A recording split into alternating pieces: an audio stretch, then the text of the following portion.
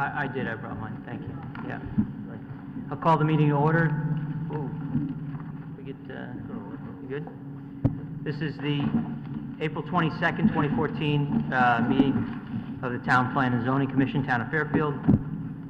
We have a short executive session today, and so for the members of the public that are here for the public hearing, we're going to try and move through the executive session, which should go fairly quickly, and then go right into the public hearing as soon as we finish. We're all set up with microphones and everything. So the first item on our agenda are the meeting minutes from April 8th, 2014. Everybody had a chance to take a look at those? I have a motion. Motion approved by Commissioner Alessi. Second by Commissioner Barretts. Does anybody have any changes or additions, discussion? All in favor signify by saying aye. Aye. Any opposed? Abstentions? Item carries unanimously. Next item on our agenda is 4800 Congress Street. It's a request of Attorney John Fallon for a 90-day extension for filing a final subdivision map. This was a three-lot subdivision approved by this commission in October. This will be the second and final 90-day extension. You may recall there's a piece of open space to be transacted here with Audubon. They expect to be able to get that done, so this would be their last 90-day extension available to them. I have a motion. Motion, Mr. Chairman. Motion approved by Commissioner Kennelly. I'll second it. Second by Commissioner Calabrese. Any discussion? All in favor signify by saying aye. Aye. Any opposed? Abstentions? Item carries unanimously. Next section on our agenda are new applications to recommend a public hearing. The first is 45 Sherman Street, special permit application of Jonathan and Carol Passmore for an addition to an existing building in the Center Design District. This is an old residence on Sherman Street that's been converted to an office. It also contains an apartment above. They're looking to do a two-story addition, meaning not 2 stories vertically, but a first and second floor addition off the back. And it is an addition in the commercial zone, so it does require a public hearing. Thank you. Any discussion or comment? This is fairly straightforward. Move the public hearing. Motion by Commissioner Barretts. I'll second. Second by Commissioner Kennelly. Any discussion on the item? All in favor signify by saying aye. Aye. Any opposed? Abstentions? Item carries unanimously. 1150 Post Road, special permit application of Paolo Vicenti for a garage addition to an existing building in a center design district. 1150 Post Road is up on what's known as Lantern Hill. In the center runs from the Post Road back to the railroad tracks. There's a building there that one of the tenants, there's a sign there, TV Eyes, if you're familiar with that building. It was a white building that's been recently painted gray. In the rear towards the railroad, they're looking to build a 2-car attached garage to the building. It is an addition that requires public hearing. Motion to move to public hearing by Commissioner Kennelly. Second by Commissioner Alessi. Any discussion? All in favor signify by saying aye. Aye. Any opposed? Abstentions? Move to public hearing unanimously.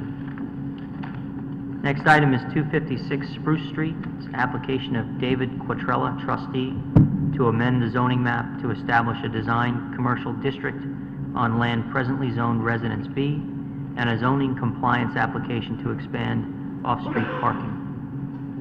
This should be familiar to you. You saw this a couple of months ago at public hearing, and then the application was then withdrawn because there were some issues raised at the hearing that the applicant wanted an opportunity to address. This is in Southport where the Dunkin' Donuts, Baskin Robbins shop is, and the adjacent commercial.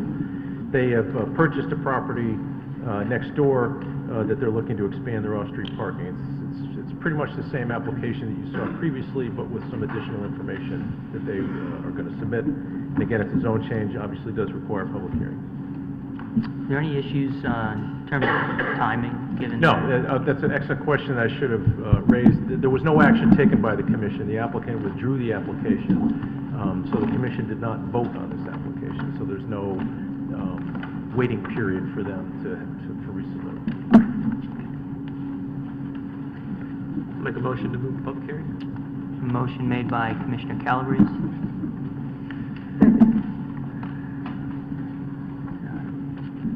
Second by Commissioner Jacobson. Any discussion on the item? All in favor signify by saying aye. Aye. Aye. Any opposed? Abstentions? Move to public hearing unanimously. Next item on our agenda is 1876 Bronson Road. Application of J.P. Franzen Associates on behalf of 1876 Bronson Road LLC for facade renovations in a neighborhood design district. Okay, this building is at the tip of the Greenfield Hill Neighborhood Center. It currently houses 3 retail tenants. They're looking to consolidate the tenancies into one tenant space, and in doing so, basically do a facelift to this building, upgrading its exterior facade. The plan is to try to attract a single tenant in here. It's about 3,900 square feet total. They are going to market it towards another food type of use, retail food type of store, but they don't know yet, obviously, because they got to market it once they do it. But the thrust of this application is for them to, do a facade renovation to kind of renovate this tired building and give it a little bit more modern. The architectural style here is to try to make it look, like barn style. Siding and some stone veneer and new windows. So there's no additional square footage being proposed here, moving some of the mechanicals that are on the ground up to the roof and screened, but there's no additional square footage proposed. And so no public hearing because it's merely facade. Right, and that's sign. discretionary, it's your part. If you think this rises to the level of needing public input or putting it out there for the public, you have the discretion to hold the hearing. It's not required. So this is the first bite at the apple here. If you're comfortable in what they're proposing, you can approve it administratively. If you think a public hearing is warranted, you have the discretion to do so. Well, I'll open it up for a motion. We'll open the matter up for discussion. I move that we move it to public hearing. That we move it to public hearing. All right, the motion from Commissioner Corcoran. Excuse me. Do we need to deal with the compliance? Oh, no, it would application? still be a zoning compliance Yeah. application. It's just whether or not you're acting on it in an administrative Right. capacity or whether you want this to be kicked up and heard at a public hearing. Right. It still remains a certificate of zoning compliance application. Right. It's just procedurally, the motion is to hold the hearing before you act on it. And so the question would be whether we need to deal with the compliance application before we move it to a public hearing. We can do that Right. No. If you think a hearing is warranted, you can vote it to hearing. If the majority votes not to send it to hearing, then you can deliberate on the merits of the application itself. Good point. Okay, so that question is resolved. Is Commissioner Corcoran on this evening? Excellent. Oh, that was my question. Excellent. All right, good. Second that for discussion. Okay, and we have a motion by Commissioner Corcoran to move the item to public hearing, and a second by Commissioner Kennelly. Yes, Commissioner Corcoran. I just feel that at this point, we don't have any feeling for how the neighbors feel about this. Mhm. So I think that's what I'm saying, that we might consider a public hearing. Right. I mean, it is an extensive renovation on a building that hasn't been renovated in a long time, and it is in a neighborhood design district. Commissioner Kennelly? Mike? I tend to agree with both. I tend to agree with both of you. I do think the neighborhood may be sensitive, and we'll find out through the public hearing process, and hopefully we'll be brief. Okay. Any other comments on this? Yeah. Commissioner Barretts? I would go along with it. I'm not sure I would feel that way, just given, the renovation, the drawings that we have, and the fact that Franzen Associates, the architect, they've done excellent work in Greenfield Hill, Southport, in our downtown area, and this is just a facade renovation. However, it's a pretty prominent place in town. It's rated the, merging the two streets leading up to Greenfield Hill and down from Greenfield Hill. So I think, it warrants just making sure there's no neighborhood issues with this. But it's not a change in use, it's just a facade renovation. So, I mean, if the commissioners want to open up the public hearing just in case, just to err on the side of hearing from the public, I support that. Anybody else? Okay. So the motion on the table is to move to public hearing. An affirmative vote would do so. Ready to vote? All in favor signify by saying aye.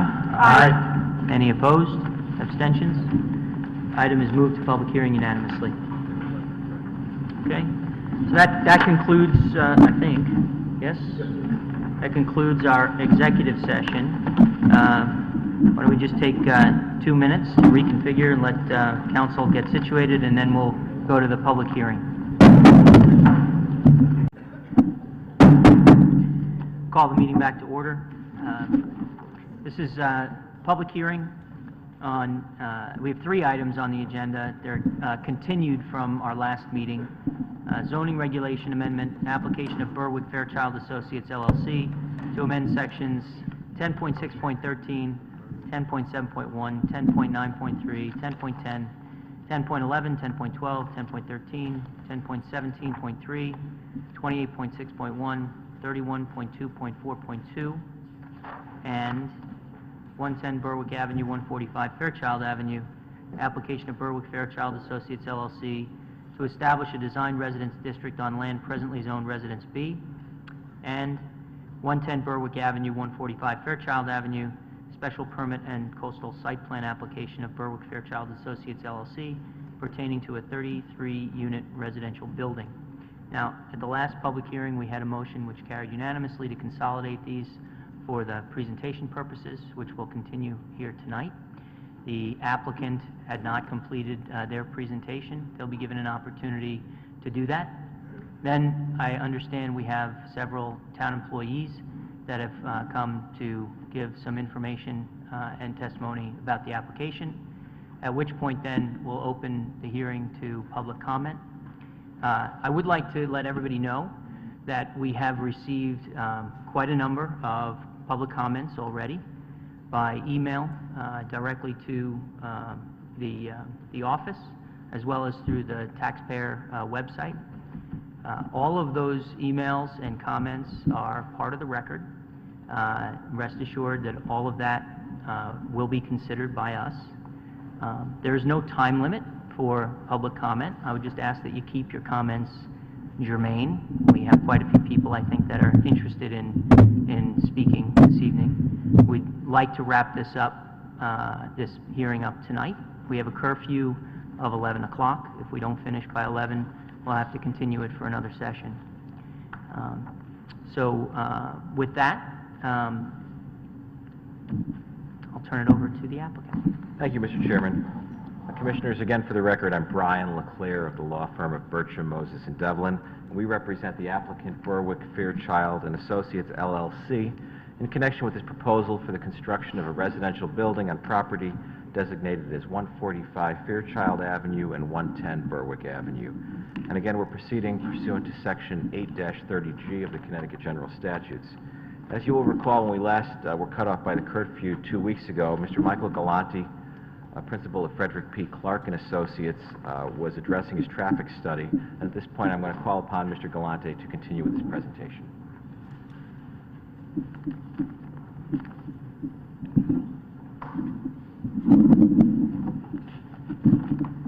Good evening, Mike Galante, Frederick Clark Associates, principal of the firm, traffic consultant for the applicant. And last time we spent some time on traffic, obviously, and I gave you maybe most of my presentation, although it was broken up from questions and answers during that period of time. I don't want to go through the entire presentation again tonight, but I'd like to touch on certain and important issues and certainly continue the dialogue with you. I have some more new information to hand in tonight, but I'll present that. And it's really in response to some of the discussion we had 2 weeks ago in reference to analyses that we perform, delays, which we find at the intersections, and how the model, if you will, the computer model matches or doesn't match what you may find in the field, because I know there was a lot of discussion on that actually at the end of the meeting last week. Before I start, Mr. Leclerc is going to hand out my resume and the firm's resume. I think you know who we are. We're a firm that started in 1950. I certainly wasn't there in 1950, but I've been there since 1979. I'm the principal in the traffic department, responsible for all traffic studies, and those are many. My background is civil engineering and traffic planning. My responsibility is not to design roads or highways, but to provide traffic impact studies. The other portion of my firm is a land planning firm. We do zoning analyses. We're town planners for many communities in New York State, and they do only municipal work. So just a quick who we are, and you may know who we are, but we have an office here in Fairfield, we have an office in Rye, and I'm a resident of Fairfield. If I may, I'm not going to go through all the boards, but I brought them all along for tonight. What I'd like to start out with is just a kind of a list of things that we did cover, and some of them.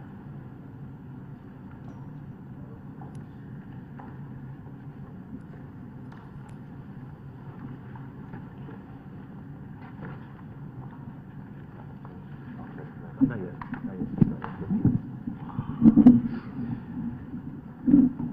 In our traffic study, we, of course, conducted traffic counts, morning and afternoon, the intersections of Kings Highway east at Fairchild Avenue and at Berwick Avenue, two intersections that are stop sign controlled. Those two intersections were selected because they provide access to the site itself.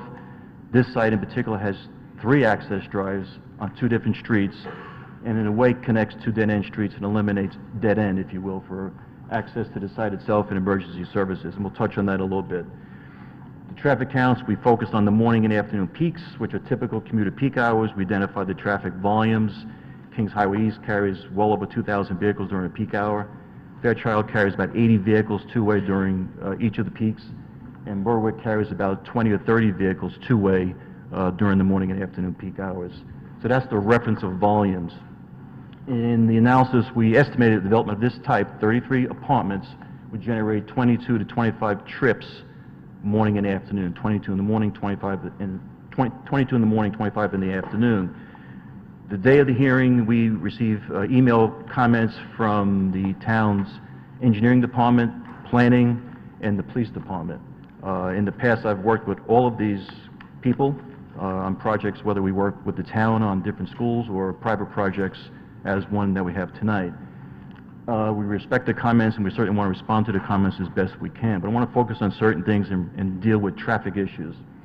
One of the issues with site traffic generation was that we use standard trip generation rates from a document called Trip Generation Handbook, if you will, 9th edition, 2012, so it's fairly recent, and it's provided by the Institute of Transportation Engineers, and as traffic engineers and consultants, including Connecticut DOT and every other agency I know that deals with traffic, this is the document we use to estimate traffic for a variety of land uses. The document, and we've gone back and counted, and I handed in some information that night, which I was able to put together fairly quickly, of projects in the area of Fairfield, Westport, and I believe Shelton, where we actually counted driveways for different residential developments not related to or near projects that we were doing, for purposes of a comparison purposes, so we can estimate traffic for those individual projects. I handed that in, and I'm not going to go through those numbers tonight, but that, in my mind, supported that using the ITE Trip Generation Handbook, which is a national document used throughout the country, and quite frankly required to be used by Connecticut DOT, unless there's something different that's not in the document, for example, a unique type of church, potentially a type of school, and so on, that we use that information.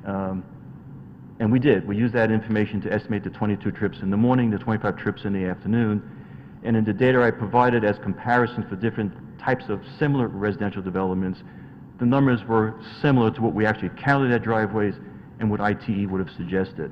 And I think, correct me if I'm wrong, but I think the commission was fairly comfortable with the comparison that I provided, and the chairman noted that in some cases the numbers were exactly the same, in some cases the numbers were slightly higher, in some cases the numbers were slightly lower, but in general, the range of estimate, or trip generation rates as we call it, which is a trip per unit.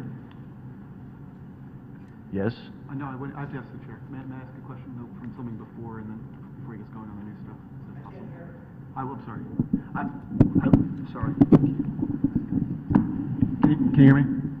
Yep. Okay, sorry about that. I was just asking the chairman if I could ask Mr. Galante a question about something prior before he gets rolling on the new stuff, very quickly.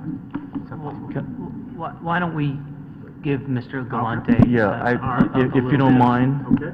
Commissioner, of space here? if Why you don't mind, I think it'd be better for everyone if I let you go finish. through this. Yeah, that's fine. Hopefully and answer questions. Hopefully you can just make a note of that, and we'll go back to any questions. Thank you. I think it's better for everyone if we do this and pull it together and keep it together as best we can. So I think in the end, the traffic generation that I developed for this project, 33 apartments, considered low-rise development in the eyes of ITE, the trip generation rates were appropriate. Town's engineer felt that national numbers shouldn't be used, and I assume Bill's here tonight. I'm guessing he'll get up and speak. And I'll leave it up to him to talk about not using national numbers, but I think using the national numbers, which I did, compare quite well to local numbers that we used, that we were fortunate to have spur of the moment from other reports that we put together in the recent past in Westport, Fairfield, and I believe we used Shelton as examples for similar residential development. The other part of correspondence that we received that day was from the police department, and it had a lot of information about accidents. And the accident data was very different, basically in the number of accidents that were reported. We, as we always do in any project in town, we write a letter to the chief. I know the chief's here. We ask for the accident data for a very specific area. We provide a map, list of intersections, roadway sections, and we provide that data. We pick it up, we summarize it, and the accident data is provided in the report itself. And I believe my table, I'm going to guess and say it's table 3, provided, I believe, 5 accidents for the study area, which we described and summarized and discussed, I think, briefly the night of the last hearing. The data provided by the town police department, I believe, and I'm guessing they'll speak if necessary, was for all of Kings Highway East, from, I'm guessing, the Turnpike Circle, if you will, to possibly towards the Stop and Shop to the east, where it splits in that area. That's a much bigger area, and I believe we always use 3 years because that's the standard by Connecticut DOT or any agency. We look at 3 years of accident data, and that's what we summarize to be consistent. We never go to 5 years, but the data, I believe, was for a 5-year period. So a much greater area, 2 more years, not quite double the time period, but a significantly different number of accidents. And I'll leave it at that, but that's really the difference in the accident data. Yes? Do you think that we can consider additional accident data for an additional time period? I understand your geography argument, but in terms of time, I mean, isn't it, do you think that it's something we can consider? You can do whatever you like as far as looking at, in this case, accident data or anything else. The standard, and I'll just reference to the standard for a moment, is a 3-year period. I think the more important issue here is the study area, or the extension of the study area. I selected a study area based on the volume of traffic we're adding to the roadway system, 22, 25 trips. I focused on 2 intersections, stop sign control, Kings Highway East, Route 1. Looking at an intersection a half mile away or a mile away is not typical, but there's nothing wrong with you making that decision to look at that accident data. It may occur half a mile away at a particular intersection. No one's going to tell you you shouldn't have done that. That's certainly your choice. We try to be consistent in every traffic study. So we focused on 3 years, and we focused on the study area.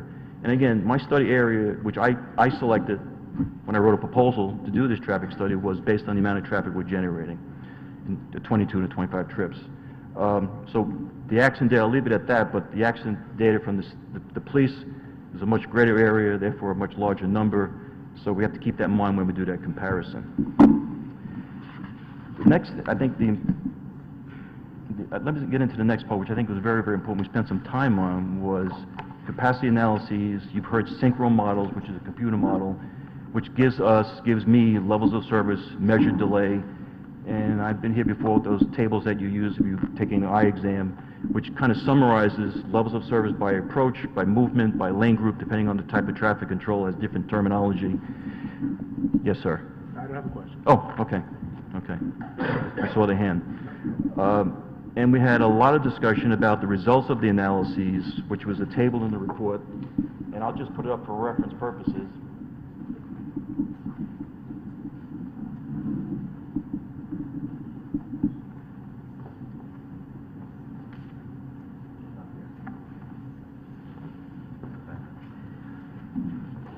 Table 6 from the traffic report, which summarizes the results by intersection. In this case, Table 6 shows you a no build and a build condition for the two unsignalized intersections included in the study area. And I think the greatest comment or discussion we had was on the weekday afternoon peak hour exiting Fairchild Avenue to Kings Highway East in a build condition, which gave you a result of a 202-second delay in a future condition, which was an increase from a no-build condition, which was about 143-second delay. And I said to you, and I tried to explain the best I could, that yes, I always rely on these models to give you results, to give you a better feeling of what the impact may be or how an intersection operates.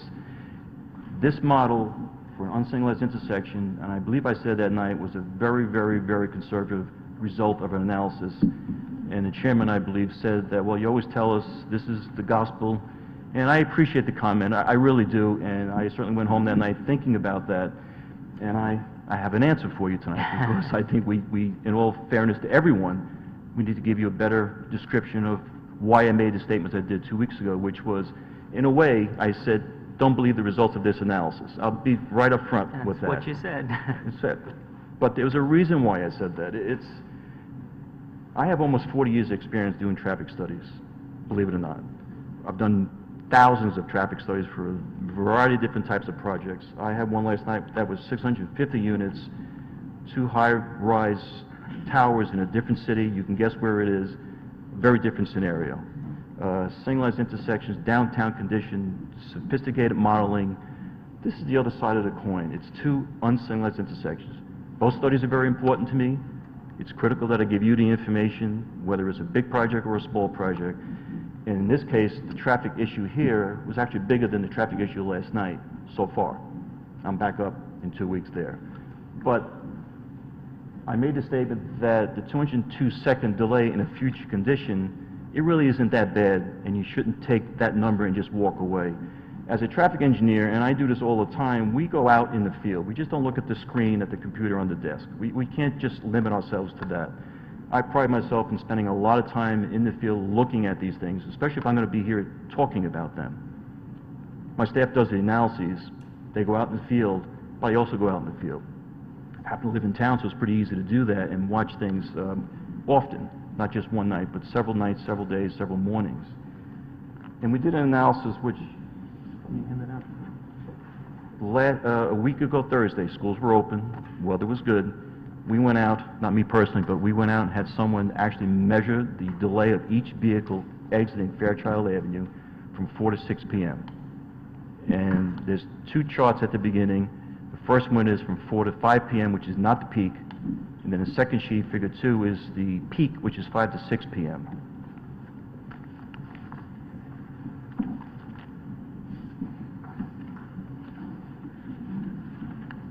And if you get a chance to look at that, I'll refer to figure 2.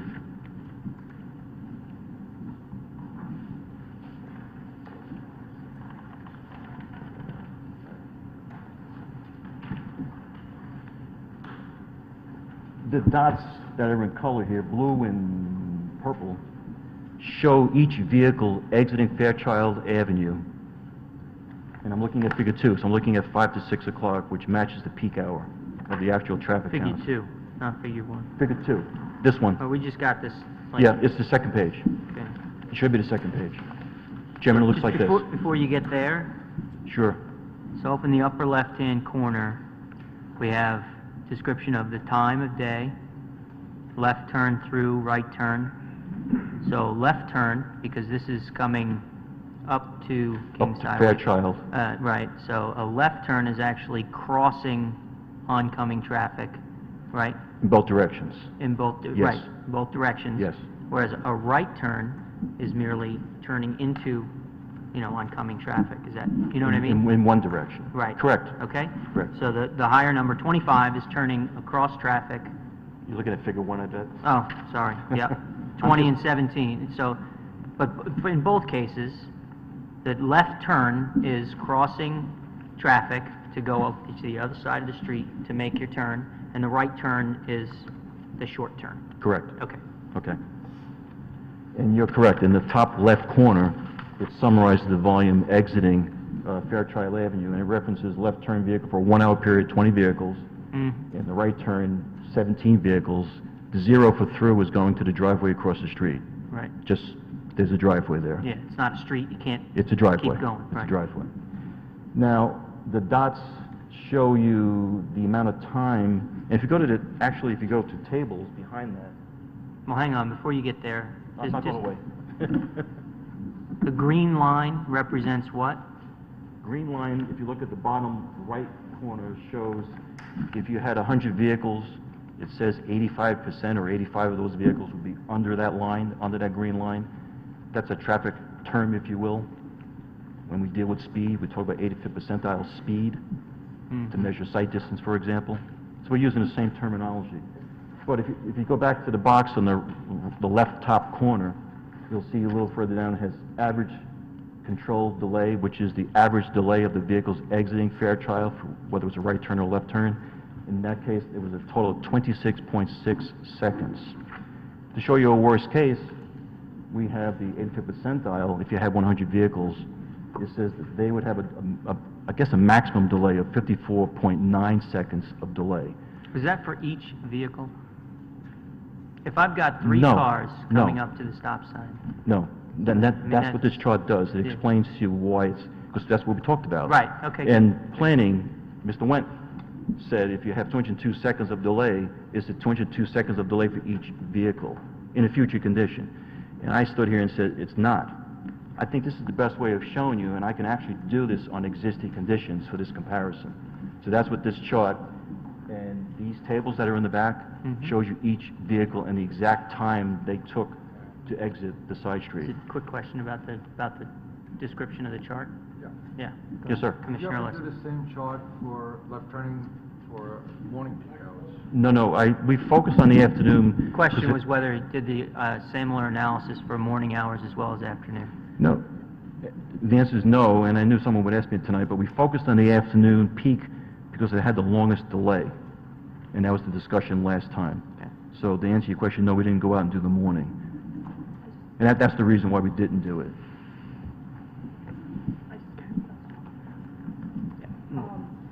I wasn't here 2 weeks ago. I did listen to the. I wasn't here 2 weeks ago. I wasn't here 2 weeks ago. I did listen to the tape, and I didn't understand. Is this post the development of the other building that's going in on the street?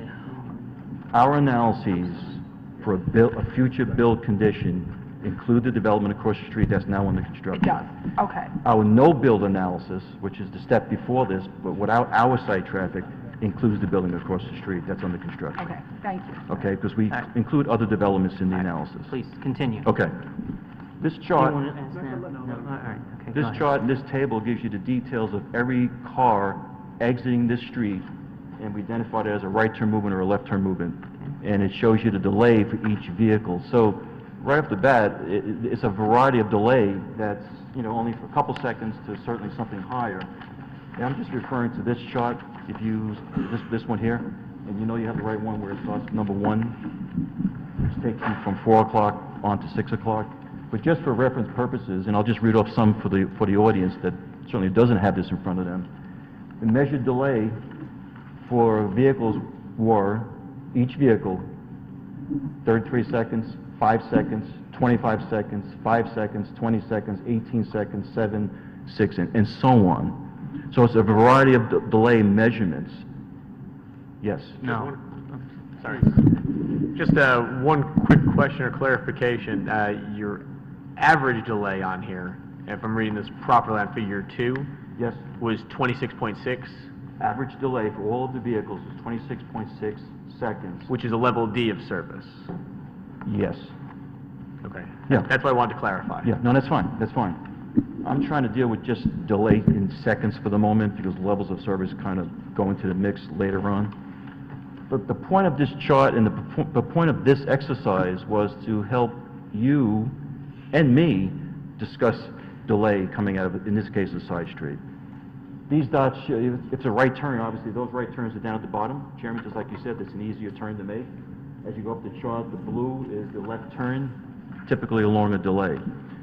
So in our study, Table 3 in our traffic report, the capacity analysis results of today's conditions for this intersection, the bottom one, we measured the delay, level service F for reference, but 74.2 seconds of delay. Now, that certainly doesn't match the average delay of 26.6 seconds or the 54.9 seconds of delay that we actually measured in the field. The reason for the difference, and what I was trying to get to last time when we ran out of time, I think, was the computer model, Synchro, as we know it, number 8 at this point. It measures you, everyone in this commission, myself, and everyone behind me is doing the exact same thing when they come to this intersection to reach the stop sign, stop, observe in both directions, wait for a gap to decide and complete that maneuver, right or left turn. For a left turn, for example, the model says that we all take 7.5 seconds. You may drive faster than me, and you may do it in 3.2 seconds because there's a gap. The model doesn't pick up, sorry to say, the traffic signals that I call upstream from this intersection in both directions. Those traffic signals create gaps on Kings Highway East. When it's red on Kings Highway or on the side street, it's creating a gap on Kings Highway East. The side street with the stop sign, these two streets included in the analysis, can take advantage of that gap, and that shows up in the actual field work.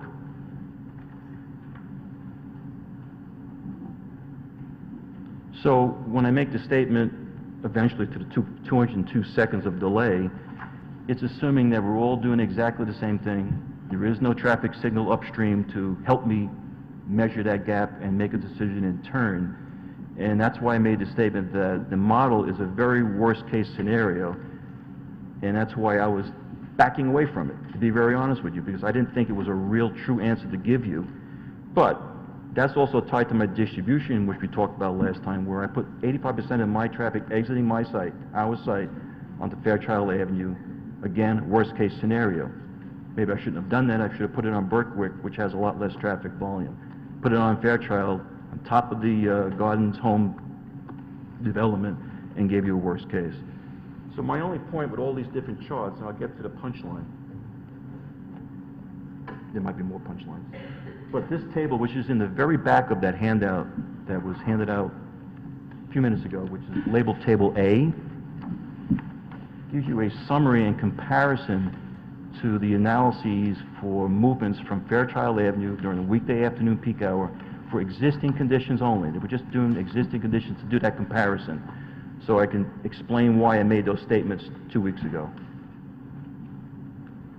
If you look at the chart, the first line is the model. That's the computer model we use and input the volumes both on Kings Highway East, by direction, turning movements over a 1 hour period, and put it into the model. That model said 74.2 seconds. That's the same number that's on Table 3.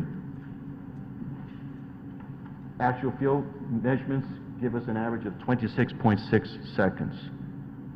Much lower than what the model tells us. In worst case, the 85th percentile was 54.9 seconds. So I'm just giving you a comparison between the model, and I hate to call it reality, but what you find in the field.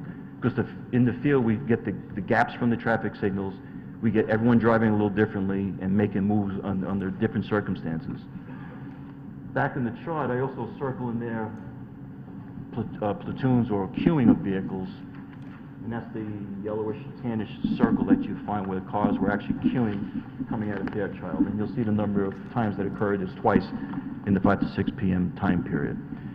My only point to this actually lengthy exercise was to support what I said a couple weeks ago about how we look at models. And my point is, I can't just look at the model at the computer screen and make that determination and give you an answer.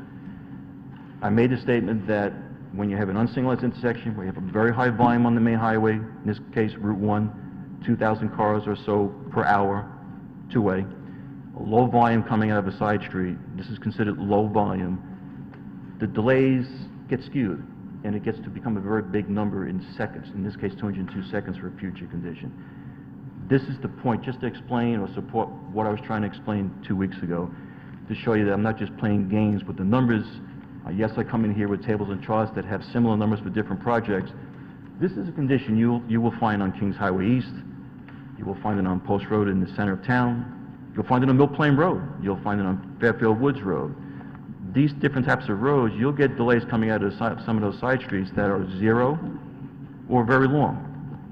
If I come out of my side street and a train just happens to come in, I'll wait there a long time because there's no gap on that particular road.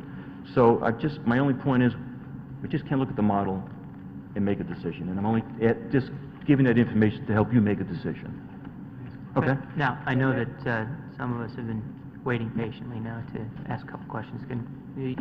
You had a breaking point? Yeah, sure. Okay. Yeah. Commissioner Cannelli. Thanks, Mr. Chairman. Mr. Galante, I actually want to go back to something you said to me that stuck with me for 2 weeks. We were discussing, and I just want to make sure I understand this. We were discussing how in certain time periods within the same hour, an intersection can be service level F, but at a different point it can be service level A. That was your description, is that correct? Correct, and that's why you apply what's called a peak hour factor into an analysis. And let me just finish, give you a little bit more information. Sure. A default value is typically 0.92. Sometimes you see 0.9. You're sure?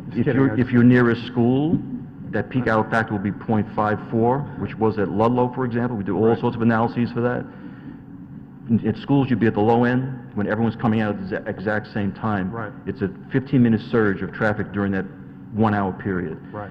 The peak hour factor is based on the actual traffic count where we count in 15-minute segments. Right. And that's how we get that to answer that question. Right, I understand that. The reason I ask you this is because I don't know in some ways how much this rise and fall on the numbers here, in the sense, and my colleagues will probably likely differ, but for my process to work this through, at the end of the day, yes or no, to a great extent, is this level of poor service, traffic-wise, level F service, is it an inconvenience or is it a threat to safety? Now, okay. the reason I say the numbers for me aren't quite as important breaking them this way or that is just that if this were a conventional application, we had one where there were these kind of units in a short block recently, where it was a fully market rate application, and with the discretion of the commission allowed us, because it was a matter of inconvenience, that's right. So here's what I'm getting at. It's just simply this. You said that in the course of an hour there can be times when it's very congested, level F, and times when it's A. By saying that, it seems as though if a particular intersection is level A for part of an hour, or better than level F at part of an hour, is it your contention then that somehow that until, say, an intersection gets to be level F for the entirety of the hour, that there's some sliver there where we can say, oh no, this intersection for 15 minutes, 20 minutes works well, and 40 minutes works well? You know what I'm saying? Is that something we have to take into consideration? I'm just asking. Often, someone will say, well, this intersection approach is operating at level service F. Right. We need a traffic signal. Right. First reaction. The state of Connecticut, as well as the other 49 states, follow criteria, which is traffic signal warrant analyses, to determine if a traffic signal is appropriate. And there are a variety of choices, but I'll just deal with the ones with volume. Generally speaking, I can't even consider a traffic signal here because it doesn't have 75 vehicles per hour for 8 hours coming out of the side street. I have the volume on Kings Highway, which is 750 or a 950, I think, an hour for a 4-lane road. I don't have it on the side streets. So it's not automatic that when you reach level service F, whether it's for 15 minutes or 45 minutes within that 1 hour period, that you need to do some type of mitigation from a safety perspective. And the reason why I use the example of a traffic signal, because someone would say, well, a traffic signal makes it safer. The state says, well, you can't do that. So I look at the whole picture when I make the statement that I think this is still a safe intersection. We add to Fairchild Avenue in the afternoon peak hour, we add 8 vehicles in the weekday afternoon. The morning is, I think, 14 vehicles. In my mind, adding 8 vehicles, and let me get to the rest of this table, but by adding 8 vehicles and increasing the delay that comes out of that street by adding 8 vehicles, I don't consider that unsafe because I'm adding that volume of traffic and the delay is a different F. They're all F. Right. I mean, they're all F. There's no doubt about that. But I look at the entire picture. I don't think it's unsafe.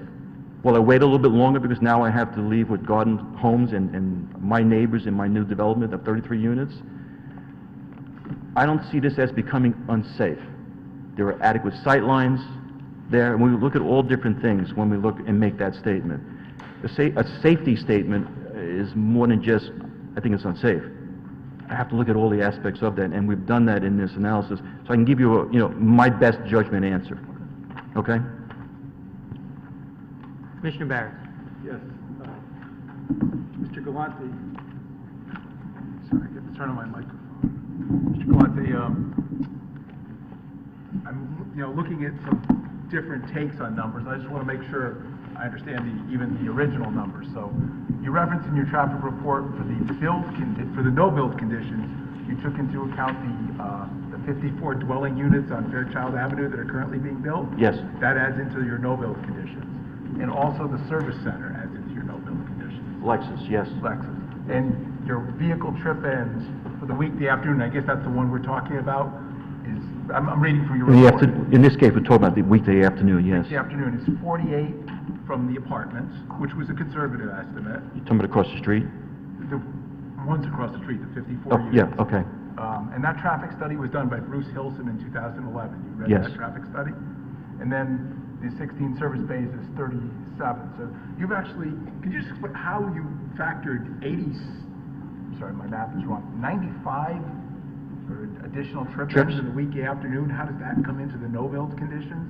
That, in this case, this study, that traffic, that 90 or so trips, was added to Kings Highway East, traveling through these intersections. Which is why it goes up from 26.6 to 51.3? It almost doubles? Well, see, I'm not Well, sure. that plus a growth rate. See, that's what I'm trying to understand is the That plus- 51.3, even, Yeah. forget about the 50, I mean, in your no-build, you're adding like 70 seconds approximately. I'm talking about your traffic report, not just this. Okay. Yeah. The top row, the model. Yep. And that's including that. And then you're adding 59 seconds. I mean, if I go back, because I happen to have a copy of Mr. Hilson's traffic report, I mean, that after all was said and done, he wound up with a 200-second delay in the worst-case scenario before this. So, and I'm just wondering, is it worse than 202? Well, keep in mind, he used, I would assume, the same synchro model. He probably did, yes. He used his started own- out with he- 78 seconds with an Yeah. existing condition. He Added something to the no-build, and then he had scenarios for the apartments, and he took the worst case, which you did also, which Right. was the apartment. So Yep. I'm just wondering, I mean, I was seeing 200, almost 200 seconds there. This is a little more. I just wondered, did we really factor in all this traffic properly, even before we go to the, and again, the average observed does not include any traffic coming from those new apartments or the Lexus service center, because they're not built yet, right? they're not built yet, right, that's correct, right. So the crux of it for you is the no-build condition in the prior report has a delay over 200 seconds, and the no-build condition in this report doesn't match that. Has 143. I have 143 seconds. Which is 75% of the estimate. I can't give you a direct answer at the moment, but we did traffic counts, he did traffic counts. For example, we did a count a week ago Thursday, and the study had, I think, coming out 36 vehicles in the original study, my original study. The recent count had 37 vehicles, one car difference, but the split between right and left was different. For example, in this study, in my original study, the majority of that traffic that day was turning left. Gives you a worst case answer. The recent study was not as high for the left turn. My only point is it varies by day. So, I'm doing another study somewhere else with 3 different traffic engineers count the same intersection over a period of a year. The numbers they're in the same range, but they're not exactly the same. With Bruce, I can't explain exactly how he got his number, but it's the same program. I don't know what factors he applied. I'm not sure what his peak hour factor was, for example. I don't know the split between left and right turn movements the day of his traffic count.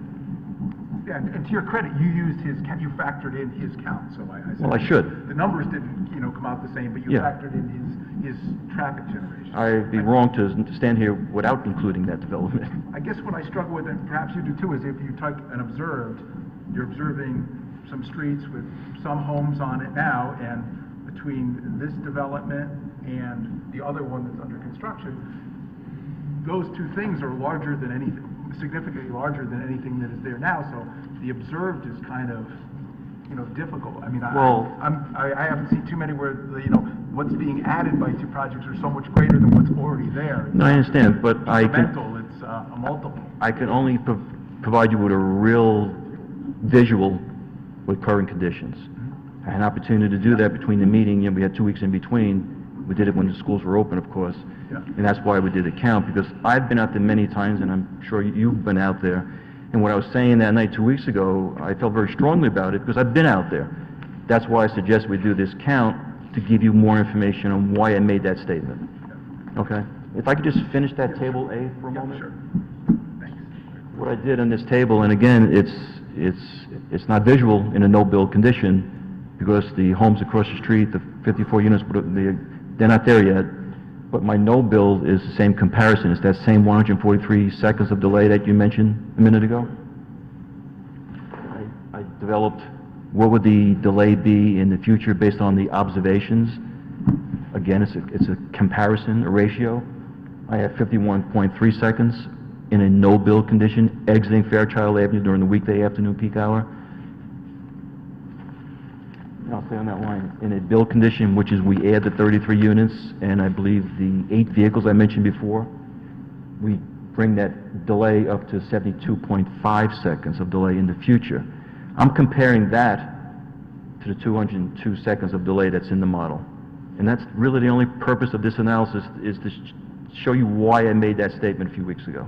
All right, I mean, you're extrapolating from your From here. actual observation of And going across. 26.6, which is 1/3 of what the model predicted. Correct. And then it's not happenstance that the no-build condition is just about 1/3 of what the model predicts. It's the same 1/3 across, yes. Of course. Yes. And it's no Yes. happenstance that the build condition is about 1/3 of what the model predicts. That's how we got the answer. Yeah, okay. Yes. Yeah. Because I can't go out there and count a future condition just yet. Right. If the homes across the street, if I may, if the homes across the street were built and occupied, then I might be able to give you this answer, but I can't do that yet. We can't make that assessment right now, and that's problematic, frankly. Okay. It is also significant, I think, that even with respect to the observation, the no-build condition is double the existing condition. For an average observed, yeah. And the build condition is triple what the existing condition Correct, is. in round numbers, yes. I mean, that's significant. That is I shouldn't be No, that's okay. making joint But conclusions. Yeah, so, Commissioner, you ready for another question? Yeah. Okay, Commissioner Alessi. Mr. Galante, on the 5 to 6 afternoon, heading westbound on Kings Highway, you have a queue of 127 feet? And Are you looking at table 6? I'm looking at table 6.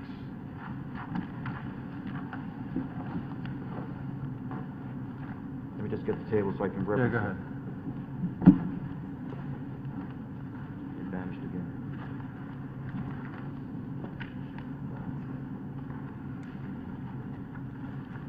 You're on Kings Highway at Fairchild? Yeah, Uh, 2015 build condition. Build condition. 127. Yeah. That's the queue length, 6 vehicles. 6 vehicles. Six Okay. vehicles. Now, on your time delay form, that's the car at the intersection, correct? Back to this chart. The 6, that is Okay. the actual time that car spent waits. at that Okay. approach. So, but the question I have is, if we have 6 cars in line, you see, we're averaging, according to you, 26 seconds, right? But that's left turn and right turn. Yes, But the problem is the road only can fit one line of cars. 1.5, depending on how you look at it, So we're yes. backing up really 6 cars in that queue, okay? Each one, it may be, as you have here, 112 for a left, 59 for a left, 26 for a left, 17 seconds for a right, 7 seconds for a right, then a minute 5 for a left. So almost right there, there's a car waiting almost 10 minutes to make a left-hand turn if he's got 6 cars in the queue. They're not there at the same time. In an existing condition, Those cars are not there at the same time. Those are individual cars approaching Well, at, your time, you're 5:28, 5:29, 5:30, 5:31, 5:33. they're a minute apart. Yeah, So but if that I'm- car's only we waiting don't- a half a but- minute, but we're he's con- not there.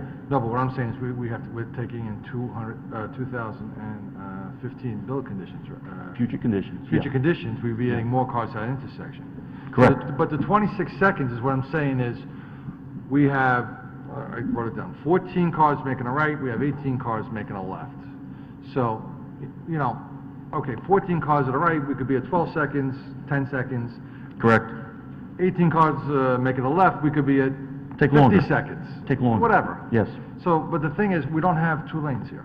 correct. We have 1 lane. So we're gonna form a line, and then we're gonna have more cars to get into that 1 line, and we have to use basically these numbers to stack up to get the total length of time for the queue, no?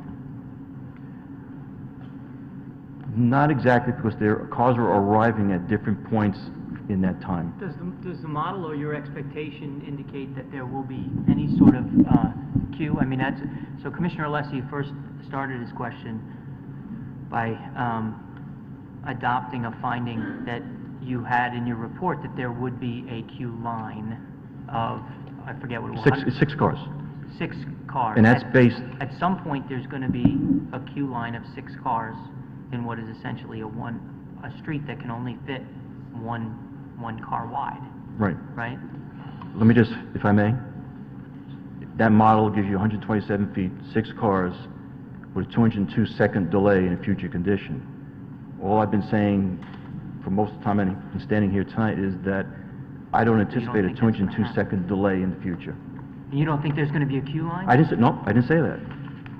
I said I don't believe it's going to be a 202-second delay, which translates to the 6-car queue length. But we see from your model here that you took it in this table, that we do have cars between 5 and 6 o'clock at night waiting 59 seconds, a minute 12 seconds, 26 seconds, a minute 5 seconds.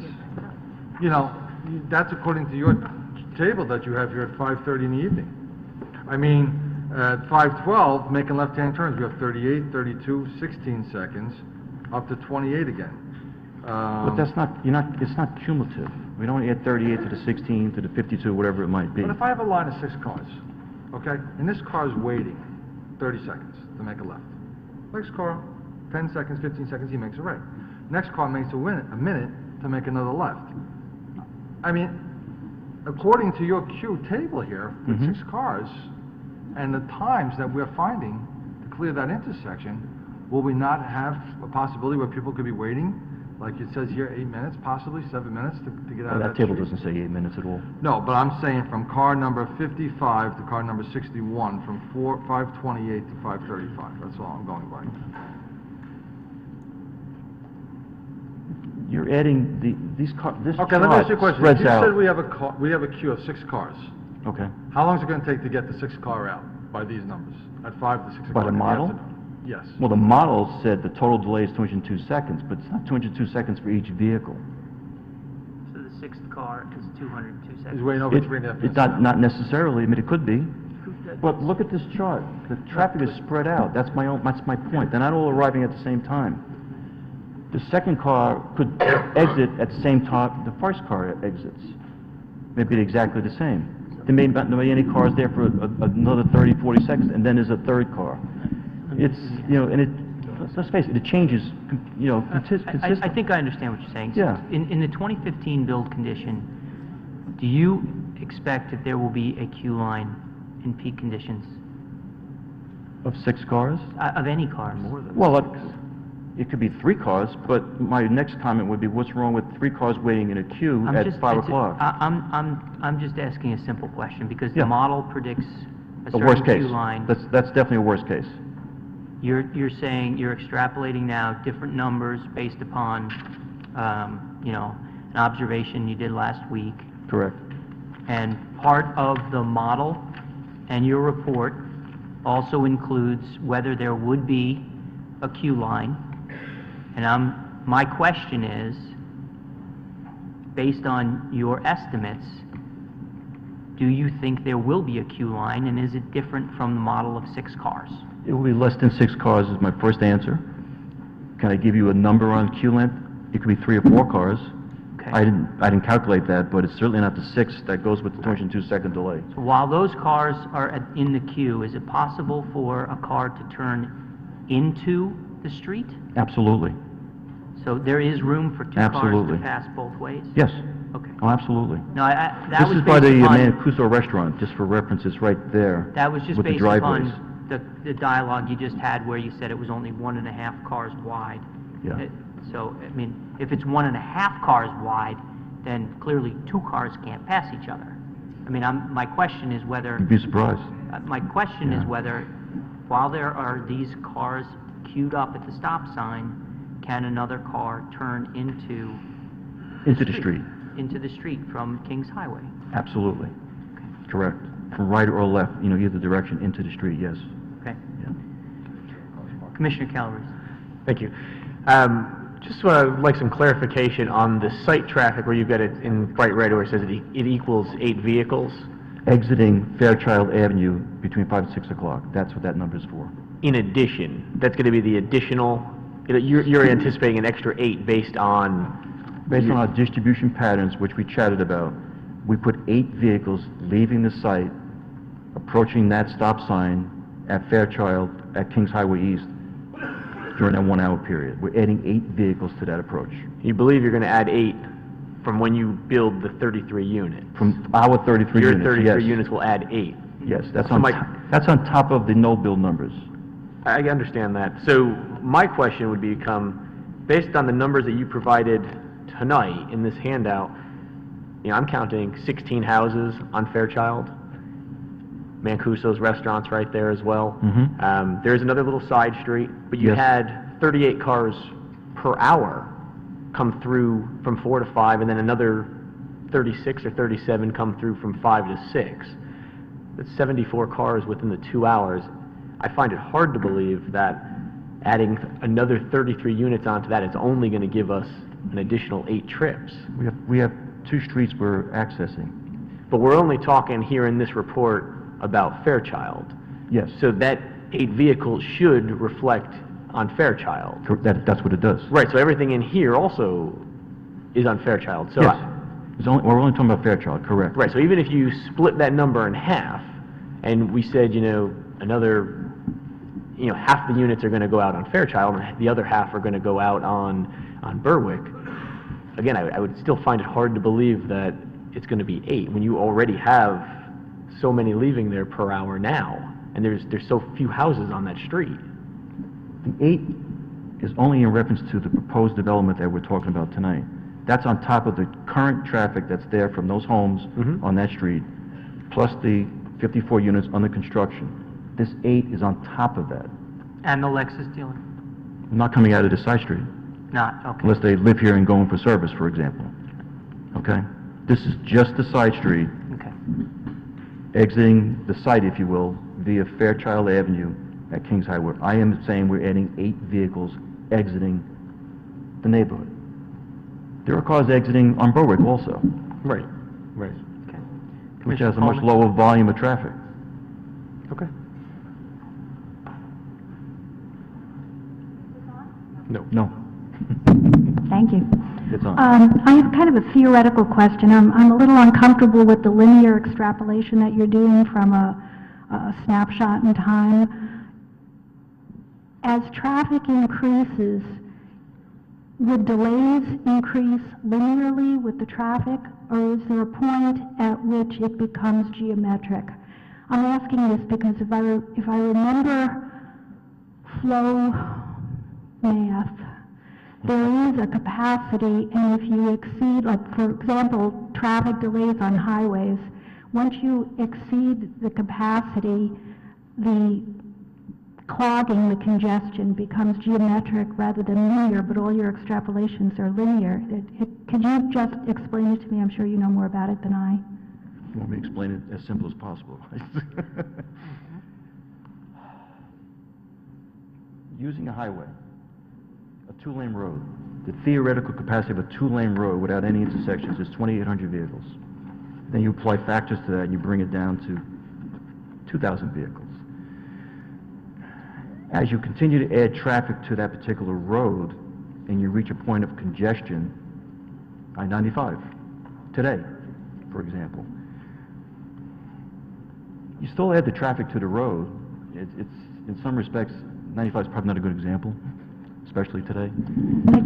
I guess my point is that as long as the traffic is below the capacity, it continues to move at a reasonable pace. Once it reaches capacity, it stops. And it's true, we're not talking a highway here, we're talking a side road, but it's hard for me to see that there's that much difference, that you put enough traffic there and linear extrapolation is no longer accurate. Well, this was just a comparison. I mean, it was very clear about that. I mean, is it linear versus something else? I did linear, just to show you projecting into the future. It's difficult for me to do it any other way without going through a computer model, which we did, give a very high answer, and I was uncomfortable with that answer, and I said it right up front, towards the end of the night, actually, but I said it. But that answer may be accurate if, in fact, you consider that it turns geometric at some point. Yeah, but, you know, Fairchild Avenue is a local road, carries 70 cars an hour, roughly, near the intersection with Kings Highway. As you travel down the road, the volume goes down, because you have less development, if you will. If someone lives close to Kings Highway, they're going out that way. That's not a high-volume road, local or not. For this to be a road that's backing up all the way down Fairchild, I don't think you'd ever see that. Kings Highway is a very different type of road, 4 lanes, certainly a higher speed, 2,000 cars an hour. It flows. It may be stop and go. If a red light, you hit that red light at, you know, some upstream traffic signal, that turns green, that traffic moves. So it's processing the traffic continuously. You know, what's the word that I hear sometimes and I can't think? Gridlock. You will not have gridlock on Fairchild Avenue or Berwick Avenue. It's just far from that. I don't think you're going to see gridlock on Kings Highway East anytime soon, unless I-95 is closed and there's a terrible accident. I'm just giving you a reference.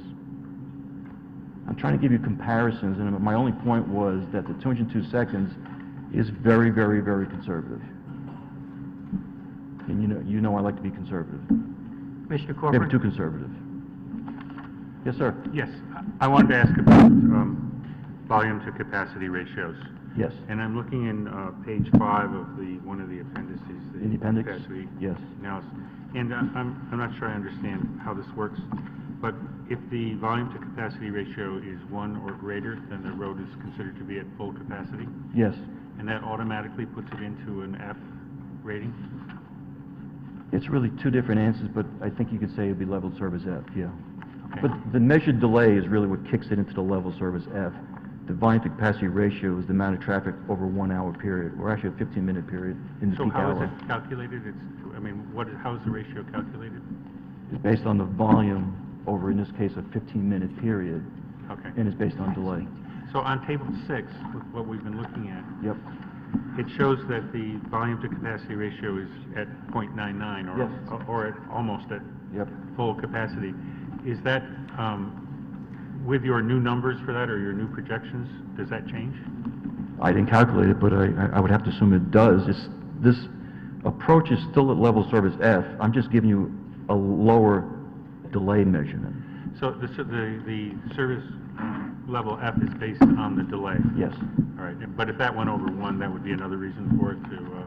I'm not sure if that kicks it into level service F. It's really the delay measurement that kicks it into the different levels of service. Okay. And I can tell you, in an unsignalized intersection, it goes to level service F quite quickly. Okay, Okay? thank you.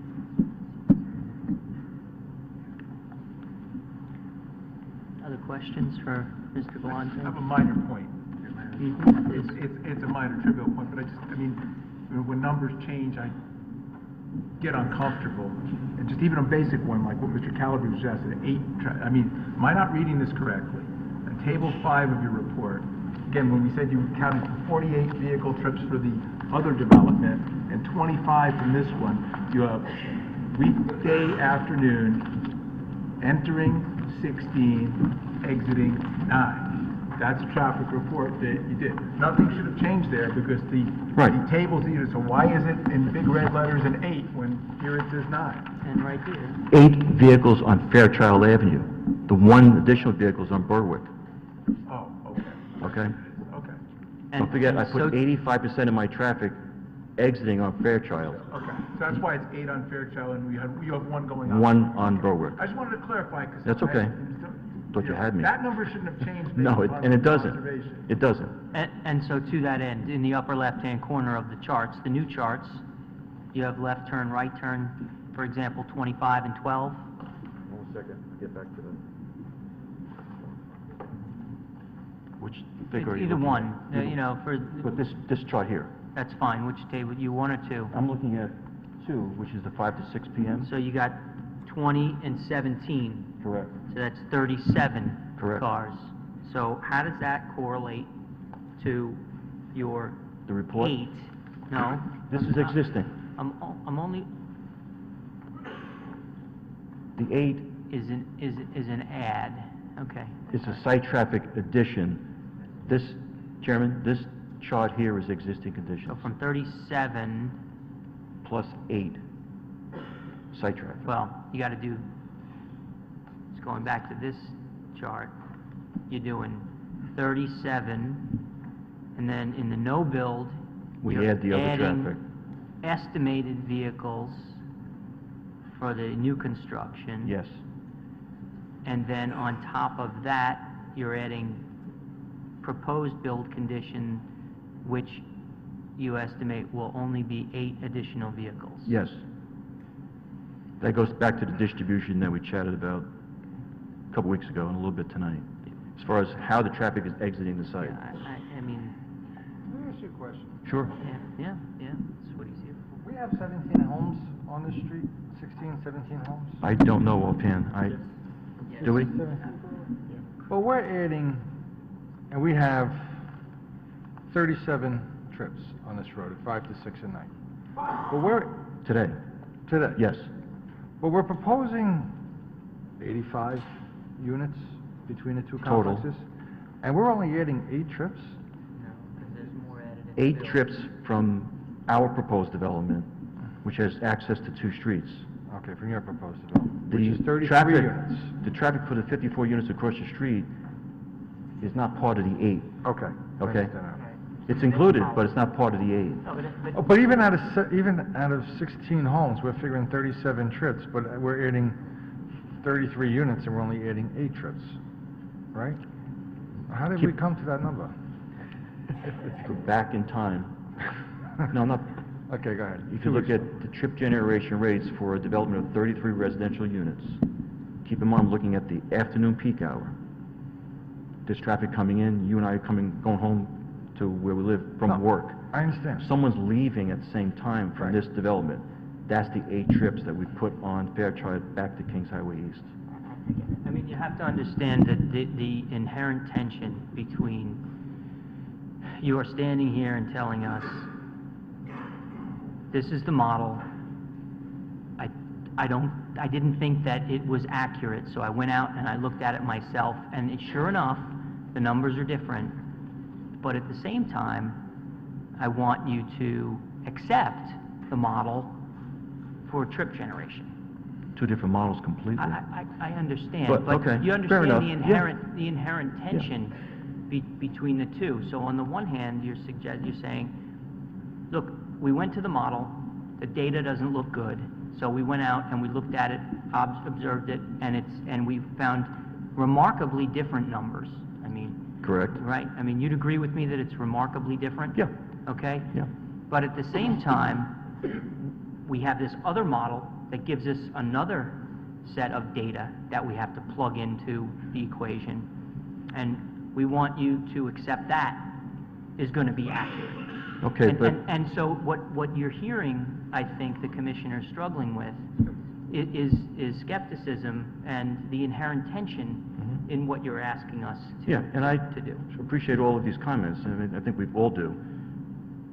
The trip generation rates, which give us the 22 and the 25 trips for 33 units, I submitted some other data at the last meeting, because Right. there was a comment from Mr. Hurley's office, and maybe from planning, and I was able to give you comparisons of other places that are built, that we actually counted. And those numbers were, in some cases, exact, like I said, sometimes a little below, a little bit higher, but they were certainly in the right range. You know, someone would stand up many times and say, well, you're building a house 2 trips every house. I know that's not the case. I've done lots of work, and I've never seen that. But I can stand here and say, yeah, every house has 2 cars, sure. But do they leave at the same time in the morning? No. So is it correct to say this unit, an apartment, low-rise condition, is going to generate half a trip per unit? It's pretty standard. That's what we found through actual counts, and that's what we use in the analysis. If it was a single-family home, we use 0.7 in the morning, 1 in the afternoon for trips. I understand. If you go back and count, you'll find very similar numbers, and that's why I feel very comfortable about the site generation we I used. understand. I'm just trying, you were a little exasperated with some of the questions. I just No. wanted to explain it. I mean, that's where it's coming from. Commissioner No, Brown. I'm more than willing to answer the We say question. site generation, I mean, I still go by your site generation by the model. You say 22 and 25, that's 16 entering and 9 leaving in the afternoon. 5 entering and 17 leaving in the morning. That, we can rely on those numbers in terms of trip generation. Yeah, plus I think I supported it with other data. Right, plus the other site, when we say 48, that's 31 entering and 17 leaving from the other site. Correct. So that's how we get it, so. Yeah, and keep them... 8 is just exiting onto Fairchild from that, but the total site trip generation in the afternoon peak hour is 25 trips. Total. Total. Yes. Okay. Our site, Yeah. yes. And keep in 48 mind... and it's 48 for the other. And keep in mind, the project across the street used the same ITE trip generation handbook. Yeah, and that makes sense. And he has 48 and you have 25. That's, okay. Okay, all right. Thank you. Commissioner Corcoran. I just want to ask a little more about the Sure. same thing, and part of what Mr. Calabrese brought up. Does that model work also if you apply it to the 16 residences that are there currently? So if you look at the number, if you applied the model to those residences, would you come up with the traffic pattern you're observing? In this case, no, because there's some commercial development on Fairchild. If it was a purely residential street, so many single-family homes, I would count that, and then I can give you an exact answer of what that development subdivision is generating. But keep in mind, there's Mancuso's restaurant, there's a body shop, I believe, there's a whole bunch of other commercial development near Kings Highway. So I can't give you that answer. So the model doesn't work for this street. No, the comparison doesn't work. Well, I think I understood the question, which was good. You said, listen, we had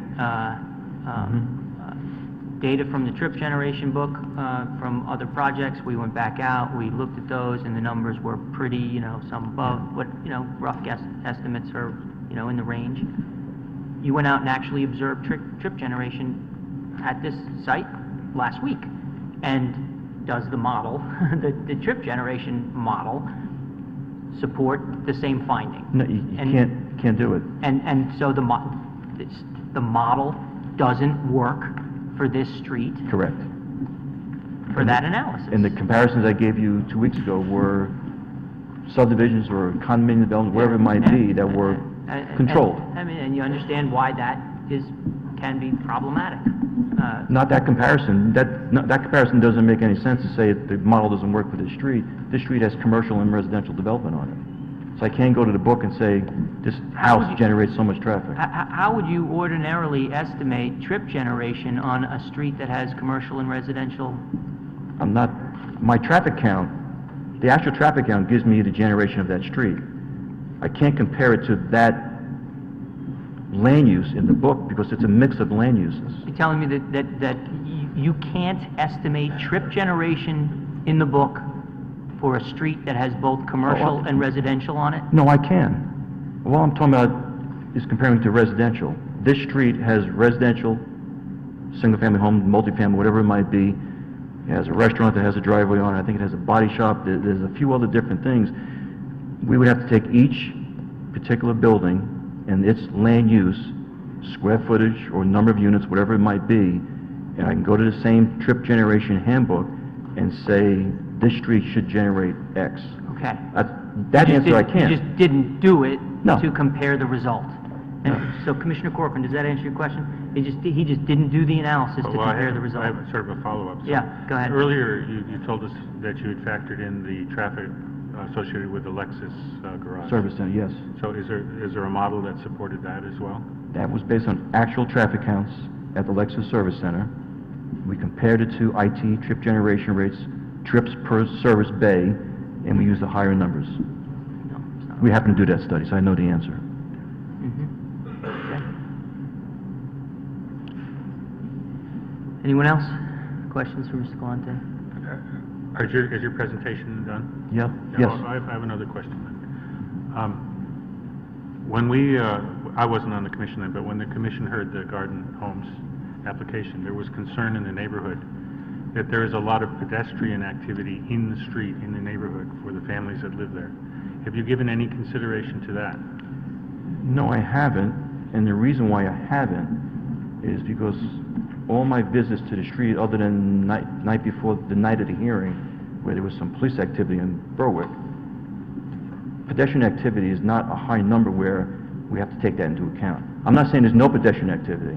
Did you observe any children playing in the street? No. And I've been there several times. Where were you to do the observations? Were you across the street in the parking lot across Kings Highway? When we or- did the actual counts, Yeah. I'd have to ask the field crew. Okay. Okay. And just one last note, when the field crew goes out, we don't tell them what we're trying to achieve. Yeah, I mean, you're just Because asking them to take data. Exactly. Mhm. There's a reason for that. Mhm. Yeah. Okay, Okay? all right, Thank you. Still here, obviously, to answer more questions later. very good. Thank you very much. Okay, thank you.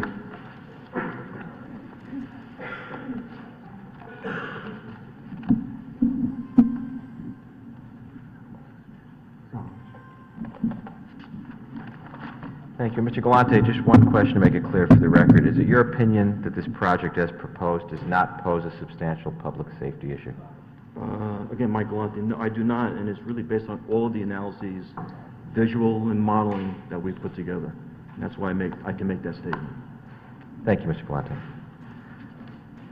I'm going to note again that we've provided Mr. Galante's CV along with the CV for his firm as part of the record this evening and his qualifications. I'd also like to call your attention again to a portion of the testimony of Mr. Tizo, Manny Tizo, from 2 weeks ago. He again is a professional engineer licensed in a number of states, including Connecticut, who testified.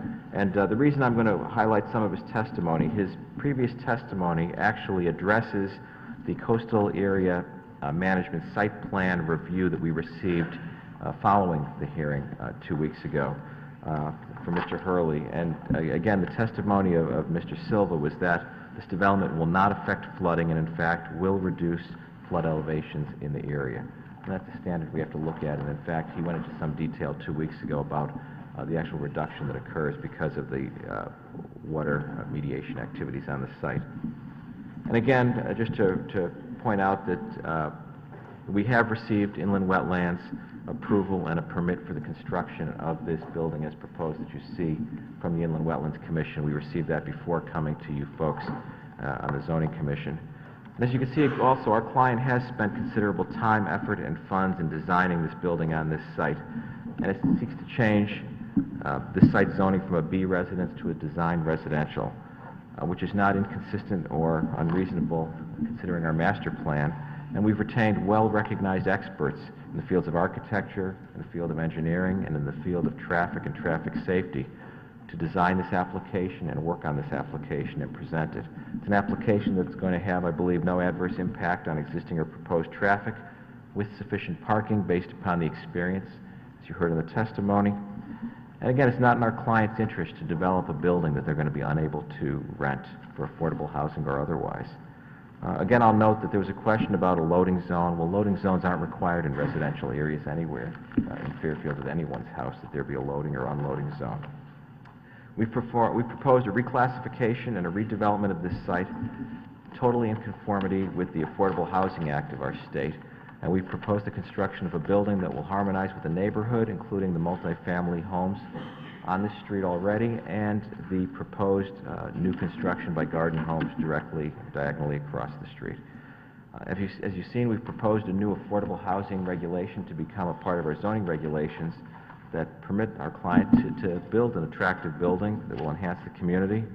And they've addressed this development on a site in an environmentally sensitive manner, given the location, consistent with good land use standards and practices, given the various site constraints, and something that will actually reduce the flooding levels in the community.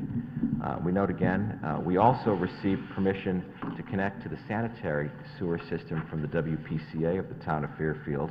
Therefore, by receiving that permission, that's an indication that there is sufficient capacity of the sanitary sewer system to handle the effluent. And I should note, just, in general, even if there was not an approval from the WPCA for a development, and many times you may have a development that comes before you that, as you know, does not have WPCA approval. Remember that a building permit can never issue without permission and the available capacity.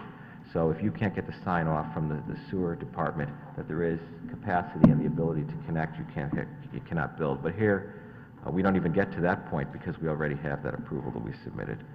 Again, this is an affordable housing development under 830G, which is consistent in all respects with the Connecticut General Statutes. It provides housing that is suitable for small households with limited income. And again, I refer you to the affordability plan we've submitted for a discussion of the median income, the state and federal guidelines, and the samples of income. This does not encroach or adversely impact the surrounding neighborhood or our community. It protects environmentally sensitive areas and strikes a reasonable balance between conservation and development.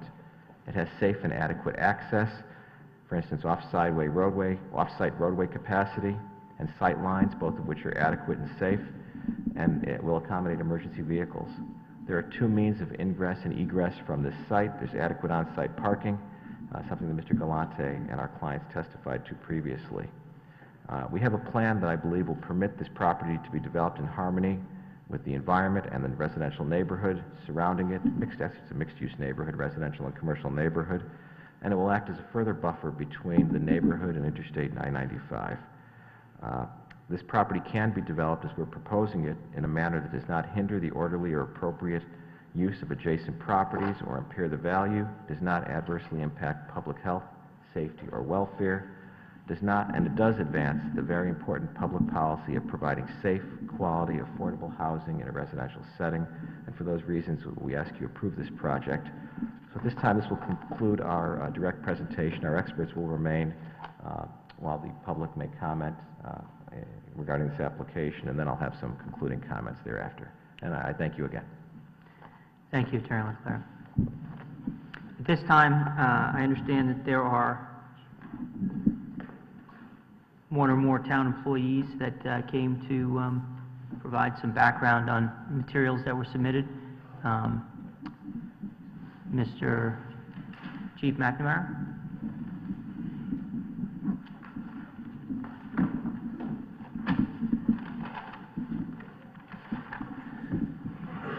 Good evening, and Commissioners, thank you for allowing me to speak for a few minutes. I understand that at the last meeting there may have been certain discussions with regards to our involvement or our assessment of this area and this project. So I offer myself here, as well as Lieutenant Perez and Officer DeMarco, to answer any of your questions or clarify any of the issues that we may have brought to light with regards to this project. I can tell you that from personal experience, I have a great knowledge with regards to specifically Berwick Avenue and the impact of adding any additional traffic or parking issues down on Berwick Avenue.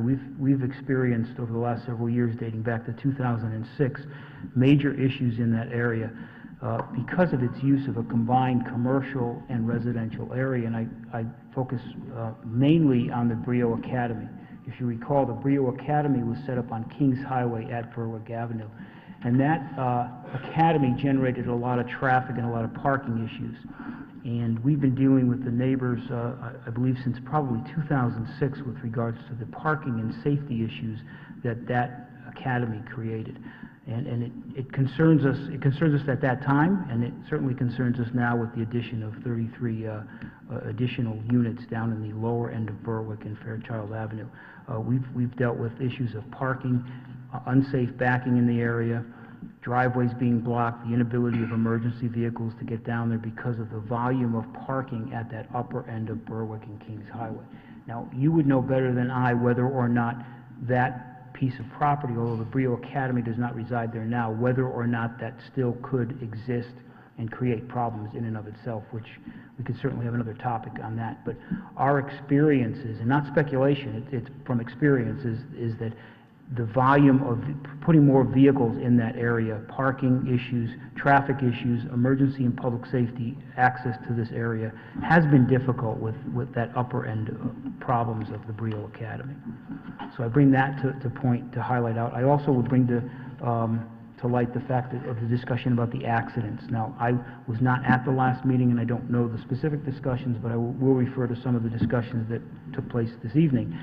We analyzed from the 500 block of Kings Highway to the 800 block of Kings Highway. Where is that in relationship to the cross streets? I believe that it starts at the Board of Ed building, and it would end at the Firestone across the street on the northern side of Kings Highway. So in relationship to Fairchild and Berwick, about how much distance, in either direction are we talking about? I couldn't tell you. Frank, could you give me an assessment? Yeah, so it's right in the middle of a couple blocks, but it's from that Firestone building to the Board of Ed building. Okay. So it's a few blocks in either direction? Sure, yeah. Okay. And during that time, our analysis showed, and it is a 5-year period, 110 accidents. Now, in discussions we had, we believe that it may be just in that area. So it's not, as Mr. Galante might have thought, that we've expanded it, the length of Kings Highway. We certainly didn't do that. We tried to narrow our scope of accidents to that area. And Did you say 110? 110. Hold on a second. There was one specific question I wanted to ask you. Mr. Galante said that, as he does with all of his studies, he put in a request for traffic accident reports, and he got 6, let's say, in the last 3-year period. Okay. And there was a submission that we got that he had, this chart here. Yeah. Okay. Which showed the 110 accidents that you just mentioned. And can you explain how that might have happened? Why he got only 6 accident reports, and yet when you did the search for this purpose, you got 110? I can't. First of all, I can tell you that Mr. Galante and I and the police department deal with each other, as he had mentioned, on a regular basis. Sure. And oftentimes, when he's doing projects or investigating traffic issues, he'll submit requests for accident data. I don't know what that request was. So whether or not that request focused just on Berwick and Fairchild, or whether it actually included the offshoot of Kings Highway, I'm not really clear on that. So I don't have an answer for you on that. Yeah. I mean, if you look at this, the review, I don't know how much times you spent studying it, but are these accidents located, at the far ends of the geography, the couple block radius, or are they more closely around the intersections that we're talking about? I will try to decipher it with you here a little bit, or I might bring up Officer DeMarco to assess it further. It's in that 500, 800 range. I can tell you that. What is a call type 33? A motor vehicle accident. So all of these are motor vehicles? Yeah, and I think part of it could be the fact that we classify accidents as 33s. They may be 33Is. There's different classifications within our system of classifying accidents. What's the difference between a 33 and a 33I? Injuries. Sorry? Injuries. Oh, okay. So anytime there's an I, that means it was an accident with an injury? Generally speaking. Now again, we always have to be concerned with data, whether or not they're classified appropriately, whether or not the information provided from the officer on the scene is provided properly in the CAD remark or not. Right. So I would rely on that information, understanding that we really have to do a more in-depth analysis to get the real heart of the data. Would an accident report have been generated for each one of these line items in this chart? Yes. Depending upon whether or not, if there's a CAD remark, there would be some sort of report generated.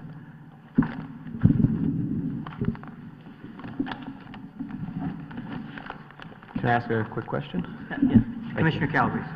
Hi, Chief. On the accident report with the list here, some of them, a lot of them actually, on the Kings Highway portion of the thing, will list the premise, and a lot of them are Town Fair Tire.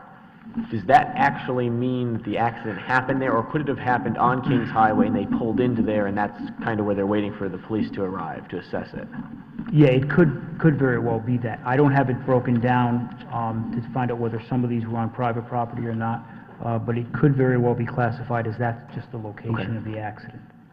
Okay. So there were, if I'm reading these charts right, there were 7 accidents on, over a 5-year period on Fairchild, 7 on Berwick, and then the remainder, 96 or so, on Kings Highway, Right. between 500 and 800 or so. Right, and that's where I was going to go next, is that, you know, on subsequent pages, there are the specific reports from Fairchild and the specific reports from Berwick. Sure. And I'm thinking it might be possible that the reports that were transmitted to Mr. Galante were specific to those particular Specifically streets to and those not on Kings Highway Sure. at those intersections. And it should be noted that the majority of those accidents, or 44% of those accidents, were classified as turning accidents.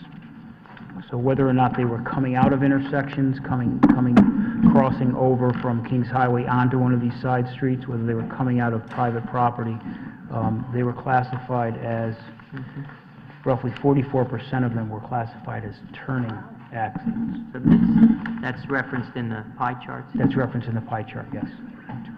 And if you have any questions about the pie chart, I'll bring up Officer DeMarco, who compiled it.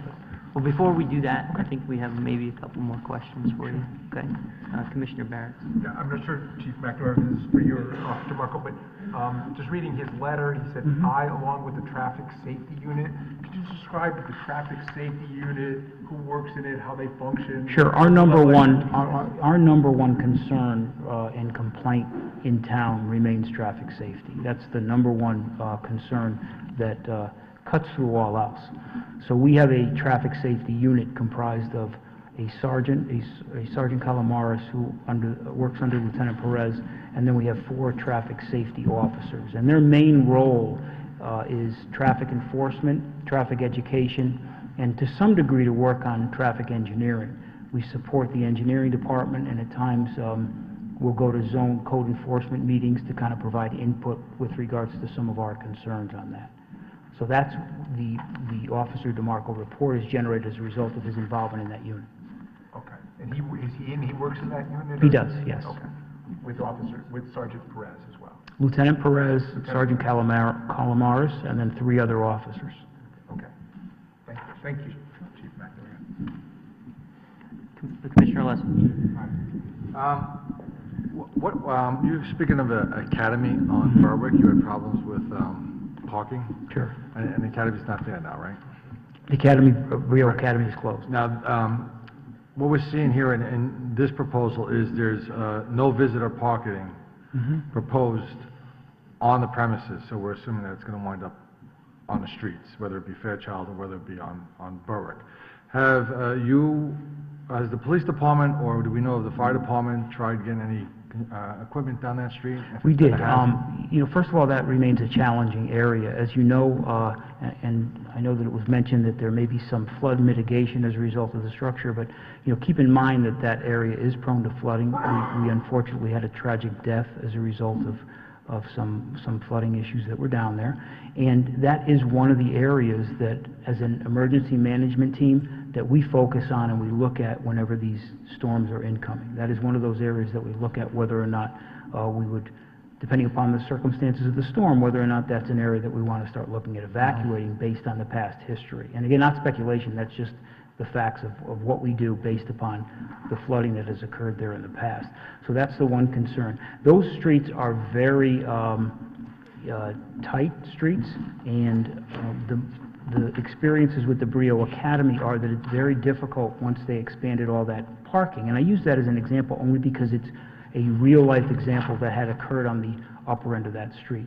Very difficult with side-by-side parking to get vehicles down the street. When you bring up with regards to emergency vehicles, Lieutenant Perez and the traffic enforcement unit did go out there with one of the ladder trucks to assess the ability of those vehicles to maneuver down into both Berwick and into Fairchild Avenue. And they found it quite difficult, in fact impossible, to get down those streets when there is a car queued up in those intersections. So as the discussion went forward tonight with regards to the amount and number of queuing, keep in mind that this is raw data. This is data about queuing of vehicles. There's all other aspects that go into it, and as you're talking about the increase in queue times and how many vehicles may likely be queued there, I'm looking at, hey, when we went out there and had the fire department out there and they were trying to get down the street, that's a concern of theirs, is that vehicles in that queue make it difficult for them to get down those streets. And then it's difficult to maneuver down the street once you get onto the street with regards to the fire trucks, because the roads are narrow with parking on both sides. And I do have photographs that I could pass out and at least let everybody look at them.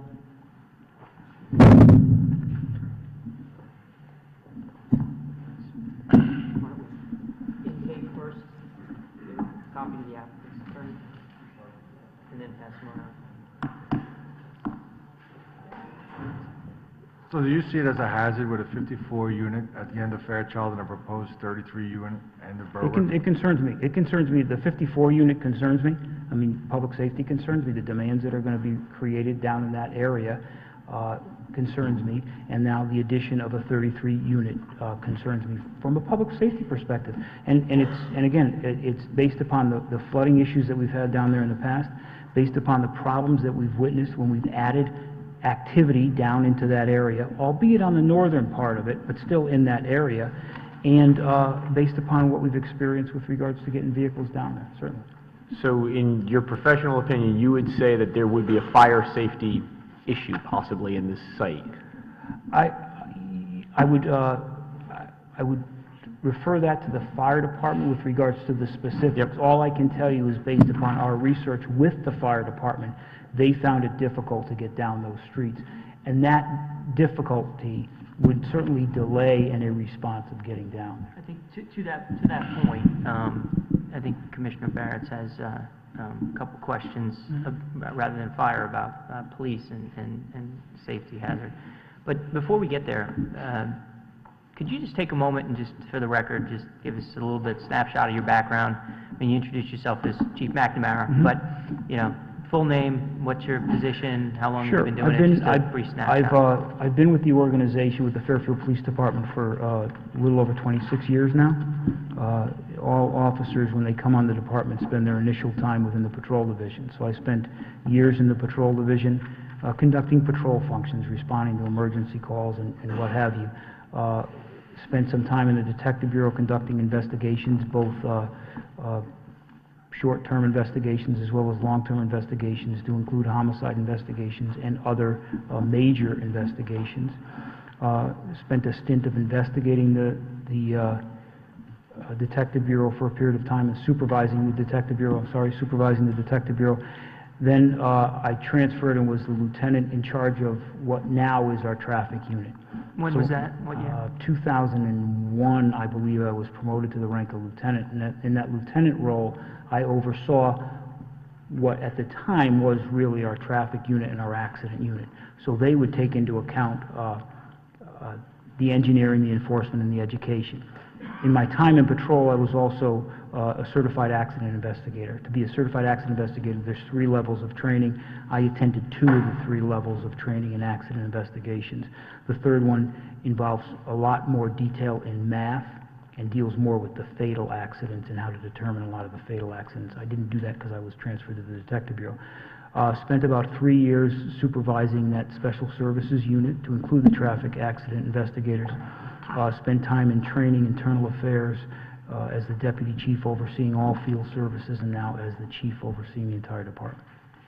And in terms of chronology, after you were promoted to lieutenant in 2001, what were your titles and promotions to where you are now? Lieutenant, and then promoted to captain, and again, I think that was probably around 2006, promoted to the rank of captain, and in that role I focused on training, overseeing our training division, as well as overseeing our internal affairs, which is professional standards within the organization.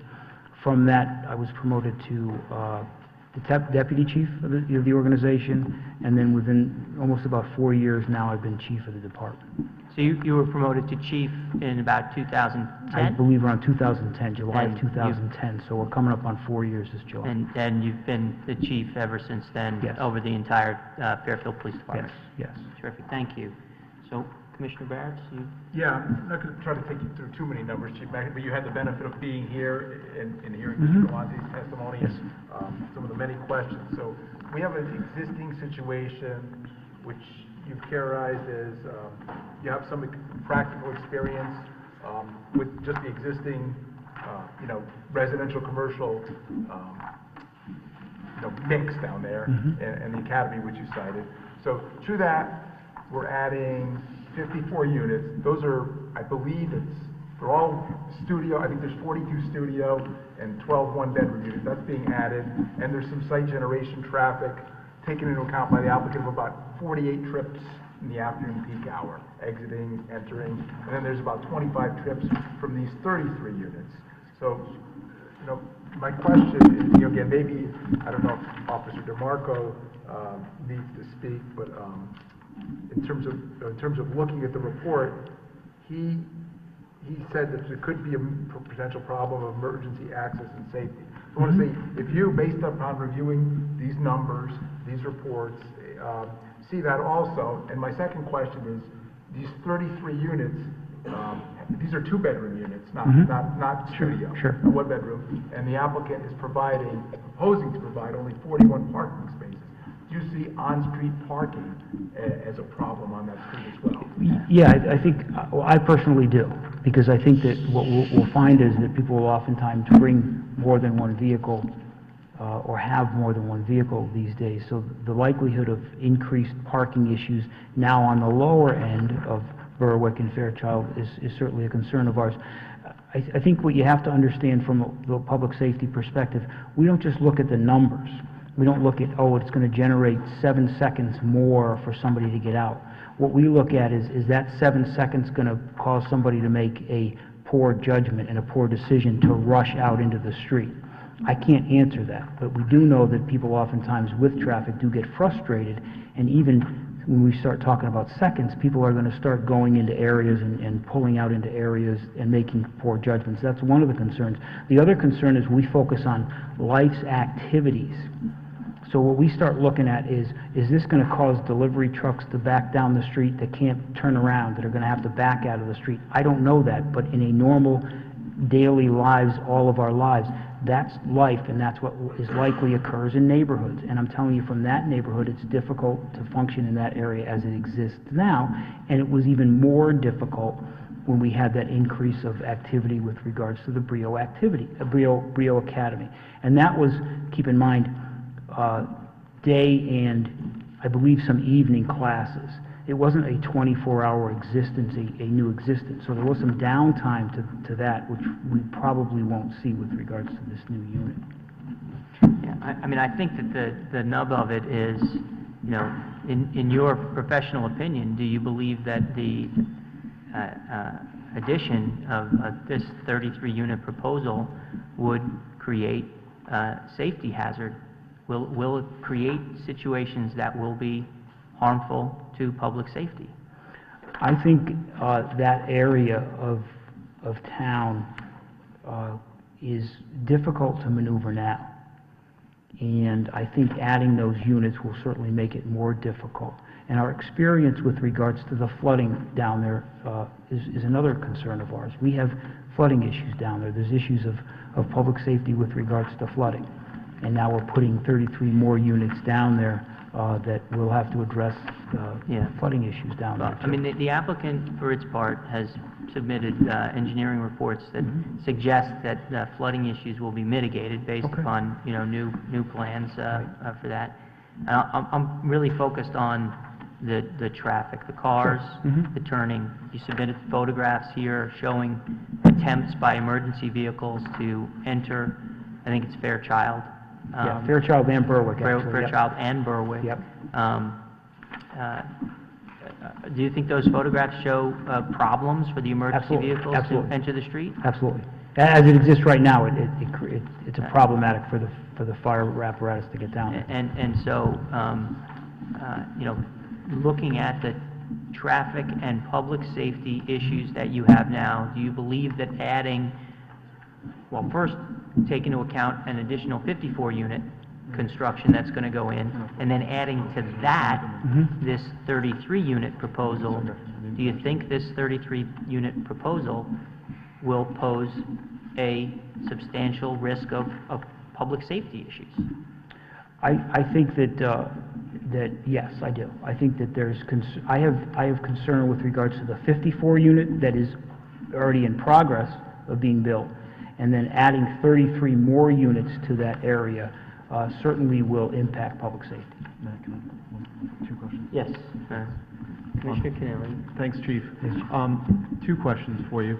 First, did you appear here, I'm not saying you did, but I just want to see, did you appear here this evening under the pretext of opposing the application because it's an affordable housing application, or because you're appearing here under the pretext you wish to oppose this application because you were directed to by officials of the town? I'll answer the second question first. I'm not directed, I hold my integrity and my 26 years of providing public safety to this town is extremely important to me. And although I appreciate the question, I hope the question wasn't because you actually believe that. My integrity is very important to me. Chief, I want to make clear that I'm not accusing you. What I'm trying to say is that it was raised by the counsel for the applicant in our prior session that we have to consider expert testimony, but we do have to consider this issue of why do you appear? Is there a pretext for, and you've made clear that you're not here under the pretext of being directed by any individual or agency, or that you personally have some sort of axe to grind about affordable housing development? No. In fact, no, and definitely not with regards to affordable housing. Right. That's not my issue either. We all in town government play different roles. Right. My role is public safety, and I'm here before you to give you my thoughts and my experiences with that area. I don't make those final decisions, you do. I come here because I have personal experience dealing with those neighborhoods, and then I also come here because I know there were several questions raised with regards to us speculating about what could and might happen, and I think that oftentimes we all speculate. I mean, a lot of this stuff is based upon some speculation of theories and models and traffic patterns. But that's why I come here. I don't come here because I'm directed to by anybody, and certainly, I provide, the Fairfield Police Department, it's important to note this, we provide public safety to anyone. Now, the decisions on who comes and where they live are not my decisions to make. So in other words, as you described what you're offering us in terms of considering your expert testimony, just as Mr. Galante explained how essentially there are numbers, but also he's in the real world, you too are in that real world every day and have been for decades, and you're offering us that expert testimony based on that real world experience of your own. Absolutely. Not only my own personal experience, but also the experience of the officers who are out there. I'm certainly not out there day to day now. Commissioner Jacobson.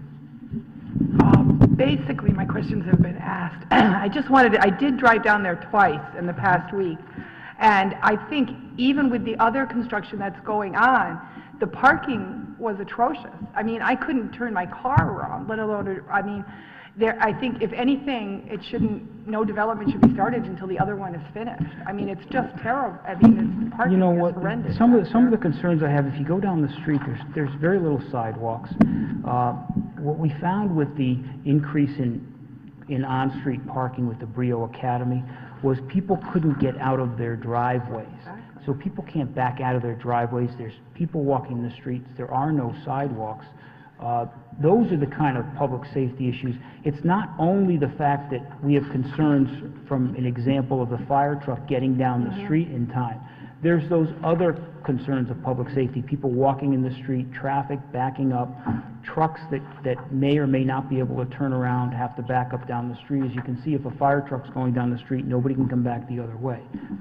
It's a totality of it all. But I was down there today also, just to get a fresh look at it, and those are my thoughts. Thank you.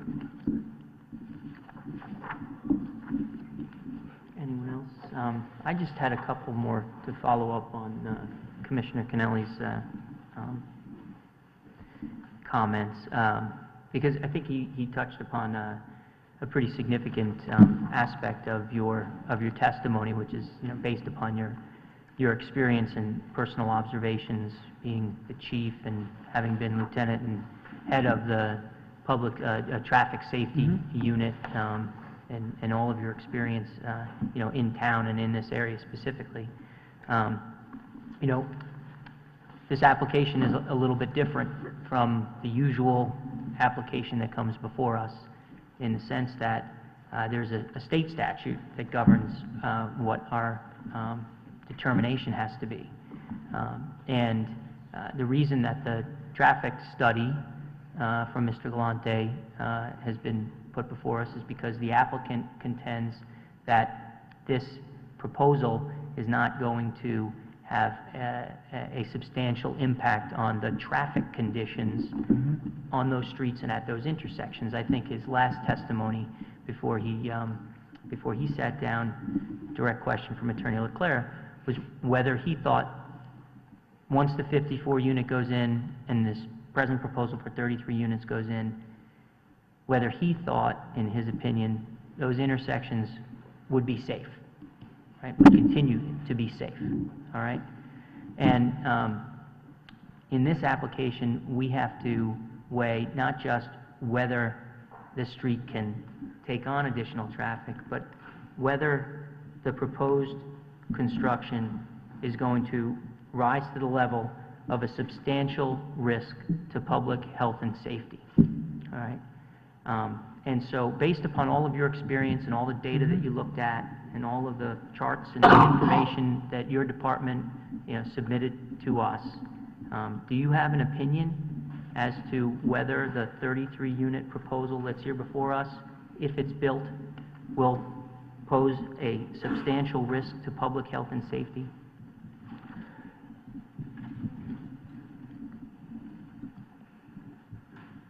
I think I kind of said that before, is that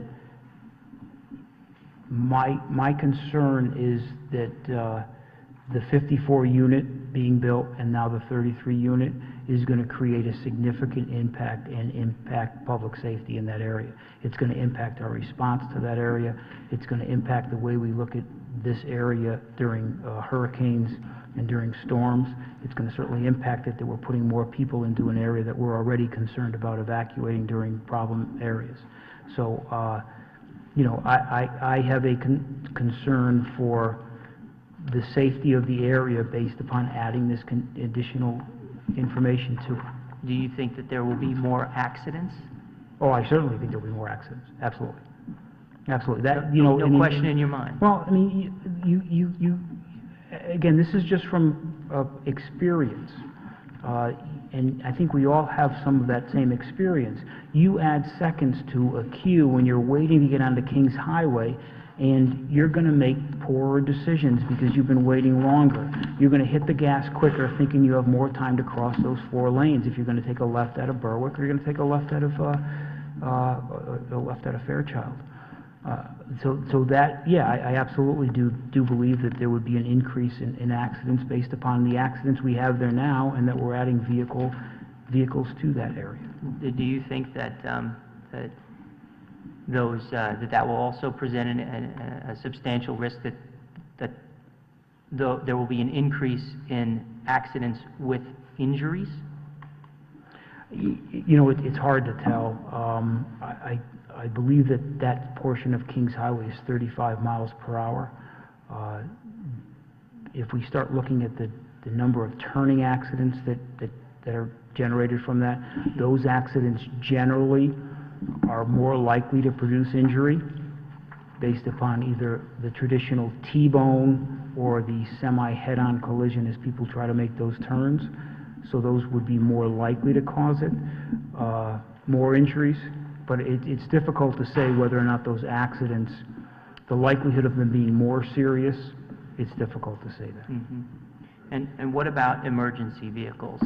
Do you think that with this proposal being built that there would be an increased risk to public health and safety as a result of emergency vehicles not being able to or having a difficult time getting to where they need to be and doing what they need to be doing. I wasn't there for the analysis that we did with regards to the fire trucks, but based upon the discussions that I had with the officers that were there, as well as the photographs to give you that perspective of it, there's difficulty for emergency apparatus getting into that area right now.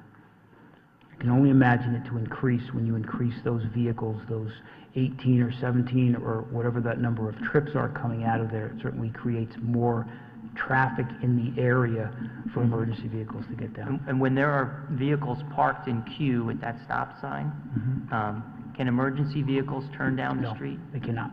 They cannot? Nope, They can't now? they can't now. So adding this will only make it worse. Absolutely, because you're adding more vehicles to the area. Does the police department have any emergency vehicles? All of our vehicles are emergency vehicles. Talking about trucks. You know, we certainly have, we certainly do have some support and utility vehicles that we utilize for some certain crisis. You know, like an ambulance or a The command post, right? you know, a command post, we do have vehicles such as that we do deploy depending upon the incident. So adding this unit is going to pose a substantial risk to the public health and safety because the police department's not going to be able to get their emergency vehicles down that street. The patrol cars will find it more difficult with traffic. I think we find it difficult no matter where we go. I think what you're seeing here is those large apparatus are finding it really extremely difficult to get down those streets. And keep in mind that when we have an emergency, we respond with a lot of vehicles. So not only is one vehicle coming down, generally for an ambulance, for an emergency medical call, which is probably one of our most prevalent calls that we all respond to, you're getting fire apparatus, you're getting ambulance response as well as law enforcement response. So you're getting a lot of emergency vehicles into an already crowded area. This may be a difficult question to answer, but is there some point in time where it's just a delay and it's an inconvenience, but then the delay rises to a level where, you know, harm is done, right? It takes you 3 minutes to get to somebody who's having an emergency, and they're fine. It's just the same, whether you got to them in 1 minute or 2 minutes or 3 minutes. Is there a point in time where the delay in responding with an emergency vehicle impacts the safety of those folks because you can't get to them quick enough? Do you know what I'm trying to get at? Yeah, I mean, in a lot of situations, time is of the essence. And there are some situations where a minute or two delay in a response wouldn't matter. But, you know, when you're generally talking about a fire apparatus, some of the larger emergency apparatus that the town has to get to emergencies, time is usually of the essence with those emergency vehicles getting down. Do you think that the addition of this proposed development in this application will create a delay significant enough that it will impact the health and safety of the people to which you need to respond, that the delay will be sufficient enough that people will suffer as a result of it? You know, that's kind of difficult for me to answer. I think that just to reiterate what I said, I think that currently the situation as it exists right now makes it difficult for emergency vehicles to get down. Well, the those intersection streets. is operating currently at an F. I mean, you know, it's not operating in a good condition now. And, you know, Mr. Galante's report kind of cavalierly, frankly, says that while the delay on Berwick won't be that much worse, there'll be a much longer delay on Fairchild Avenue. But it's important to note, he says, that this exists in a lot of places in town, so we should let it go. Well, You know, and our whole existence is to make the town safer. So, unfortunately, there probably are other areas of town that there are F intersections or intersections that we wish we could improve. But our goal should always be to make those areas safer, not create more issues that are likely to create more delays and create more problems in those areas that we already have delays and we have problems. And it's your opinion that the addition of this proposal will make this more unsafe? We'll make it more unsafe based upon the traffic volume down there, and the queues in the areas, and those 7, 9, again, I don't have the specific queues, Mr. Galante can clarify that again, but those queues are blockades basically for emergency apparatus getting down those streets, and now you're going to have an increase in that. Very good. Thank you. I just want, Commissioner Vance? yeah, one more question. We have some documentation about, flooding in the area on that street, so, with flood heights, and again, you've been, working for this town a long time, you've seen storms, floods, ice storms. My concern is that the flood heights reaching 7 feet, 9 feet, 8 feet, whatever, during a large flood event. Do you see this as presenting a hazardous evacuation situation if you're putting, 33 more units, 66 more bedrooms of people there? I mean, to get people out when they can't drive. And again, that was Mr. Wagner's question about, do you have, how would emergency vehicles get people out if all of a sudden they were, stuck there in the flood water? Well, our experiences with not only the storm that flooded that area, but also, the prior hurricanes that we had show that, flooding is unpredictable, and flooding is often quick. And I believe with regards to the area of flooding where we lost life down in this area, that was a pretty quick flooding that came up. So the idea that people can evacuate from there safely, sometimes they can and sometimes they can't because it's very unpredictable. I can tell you our concerns in that area are flooding issues. So the question that I would have is, why would we want to put people in an area that we already have concerns with regards to public safety because of the flooding issues?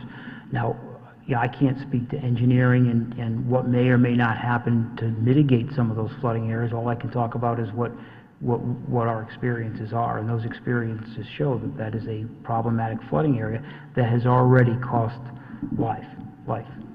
Right, that was, I think, Fairfield's singular documented flood fatality in our lifetimes was in that area. I think the flood, we've had drownings before, but not related to floods.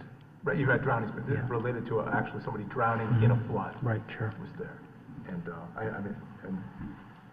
of course, I'm just, concerned because the applicant, when we had raised this, they mentioned, and we got tremendous notice about Hurricane Sandy, and, people were noticed back days in advance, they knew it was time to evacuate. Your concern too is that sometimes flooding happens fast. You're going to get a storm and all of a sudden you don't realize what's going to flood until after it has. Yeah, exactly. It's unpredictable. I mean, there are times when we get a lot of warning, but there are other times that, the term flash flooding is just that, is that flooding occurs pretty quickly and does not give people time to react. And I believe in this case where this woman unfortunately perished, it was the result of the flooding came up so quickly that we couldn't evacuate in time. Thank you. Does anyone else have any questions for Chief? Very good. Well, Chief McNamara, thank you very much for your time this evening. I really appreciate that. So, please, that's not appropriate. Thank you. So, Mr. Hurley, is Mr. Hurley here? I had a couple questions for you, if you don't mind. I'm Bill Hurley, the engineering manager, professional engineer in the state of Connecticut. I've been with the town for 24 years. And what is your title with the town? Engineering manager. Thank you very much. And I may need to call Officer DeMarco, but you submitted a letter April 7, 2014? Correct. Yeah, and so I just wanted to ask you about the charts that were attached to your letter. Where did these come from? Could you show me the charts? I just want to make sure I use the right one. Yeah. That would be Mr. DeMarco, I believe, with those charts. Police Department. Mhm. My apologies.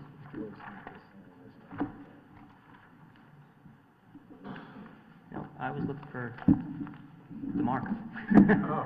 Oh, he's an officer, he's a police officer. Yeah.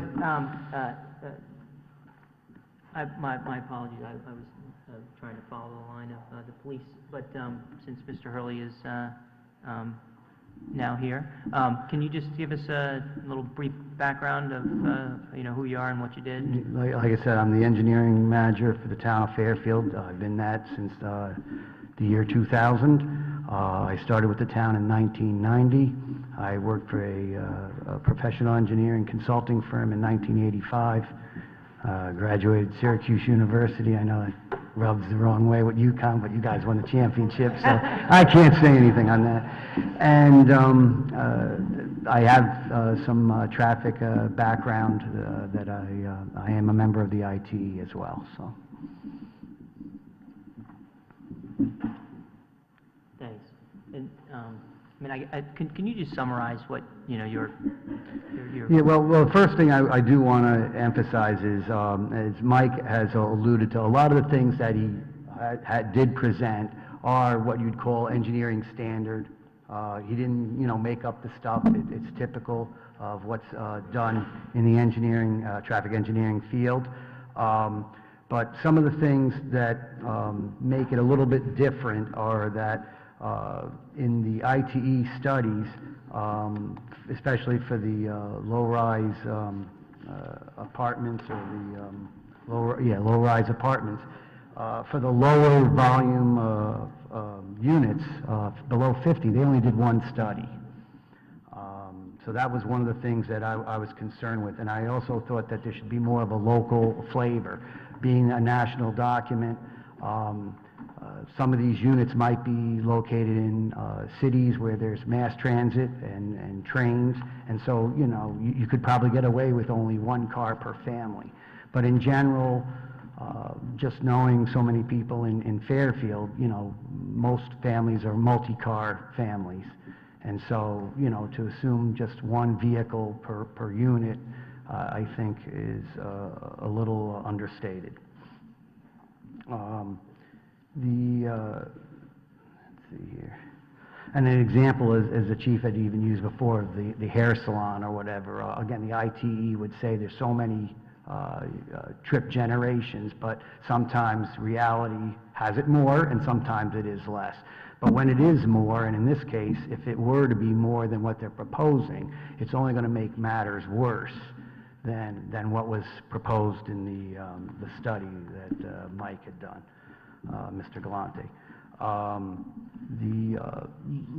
The delays are obviously a concern for the engineering department. What we don't want is an approval to happen, and then either the developer leave, or all of a sudden it becomes now a town issue. And that's why I'm here today, is I have no interest on the project itself. I really don't have any forthright opinion of it, outside of the fact that obviously the more units that are there, the more traffic will be generated. And as the chief alluded to, really the main concerns in terms of the traffic volumes is that left turn, coming out of Fairchild, and whether it's 60 seconds, 120 seconds, nobody really knows that breaking point. And Mike did allude to where it can vary per person, but it just seems like in most cases, it's somewhere between 60 and 120 seconds. That's what they usually do, the cycle lengths for traffic signals. And just on my own personal feeling is, seeing people get agitated when they have to wait more than 60 seconds. And I think that's why they do the level of service at 50 seconds even, to show that, there is some frustration. But where's that breaking line? Nobody can tell you where it is. So In your opinion, having done this for 20 years, you think it's over 60 seconds? Yes, yeah. Anything below, and that's where, again, the there's a fine line between the delay as inconvenience and a delay where it really starts to become a safety issue. And as I said, it's really hard to predict. I'd say it's somewhere between 60 and 120. And as the chief alluded to, the 110 accidents in the area are all those same things. They're people coming out of either driveways, the strip mall, other streets, the gas station, the tire store, whatever it might be. And so that's definitely a concern. Also the fact that this is not just a 2-lane highway, it's a 4-lane highway. And so you have to be looking at both ways. Is someone doing a right-on red coming out of Brentwood? Is someone coming out of the strip mall? When I was there, I've been there, I'll say 5 or 6 times. My personal site visits, a couple of times someone was coming out of the town fair, and they were doing a left, and I wanted to do a left. And they're offset, those intersections. And so, not only do you have to worry about the 4 cars, the 4 lanes of traffic, now you got to worry about the car coming across. Again, very minor. The volumes out of the strip mall are not going to be significantly high, but it's just one of those things when you start adding on or piling on all these different factors, it certainly makes the situation a little worse, no doubt about it. The other issue that I really had, there were a couple of issues, was, and it was alluded to a loading zone.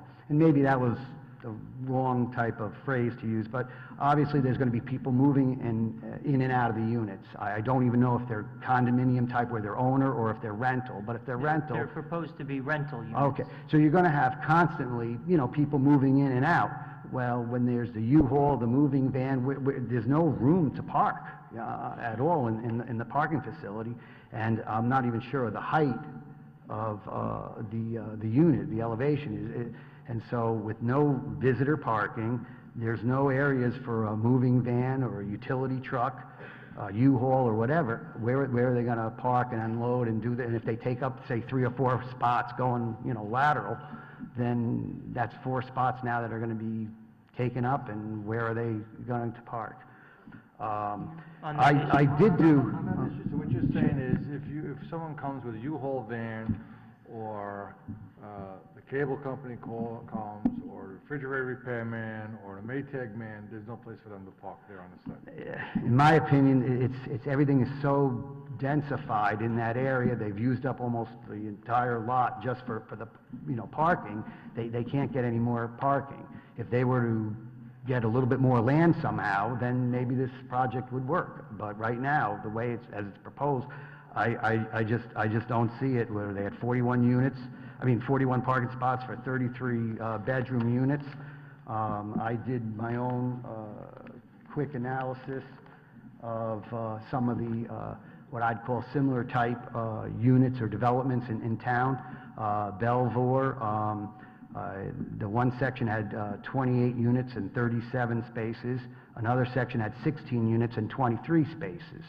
But then there's also 16 to 18 spots that they can park on the street. And even this afternoon, I went by that particular one, and there were 8 cars parked, and that was in the afternoon.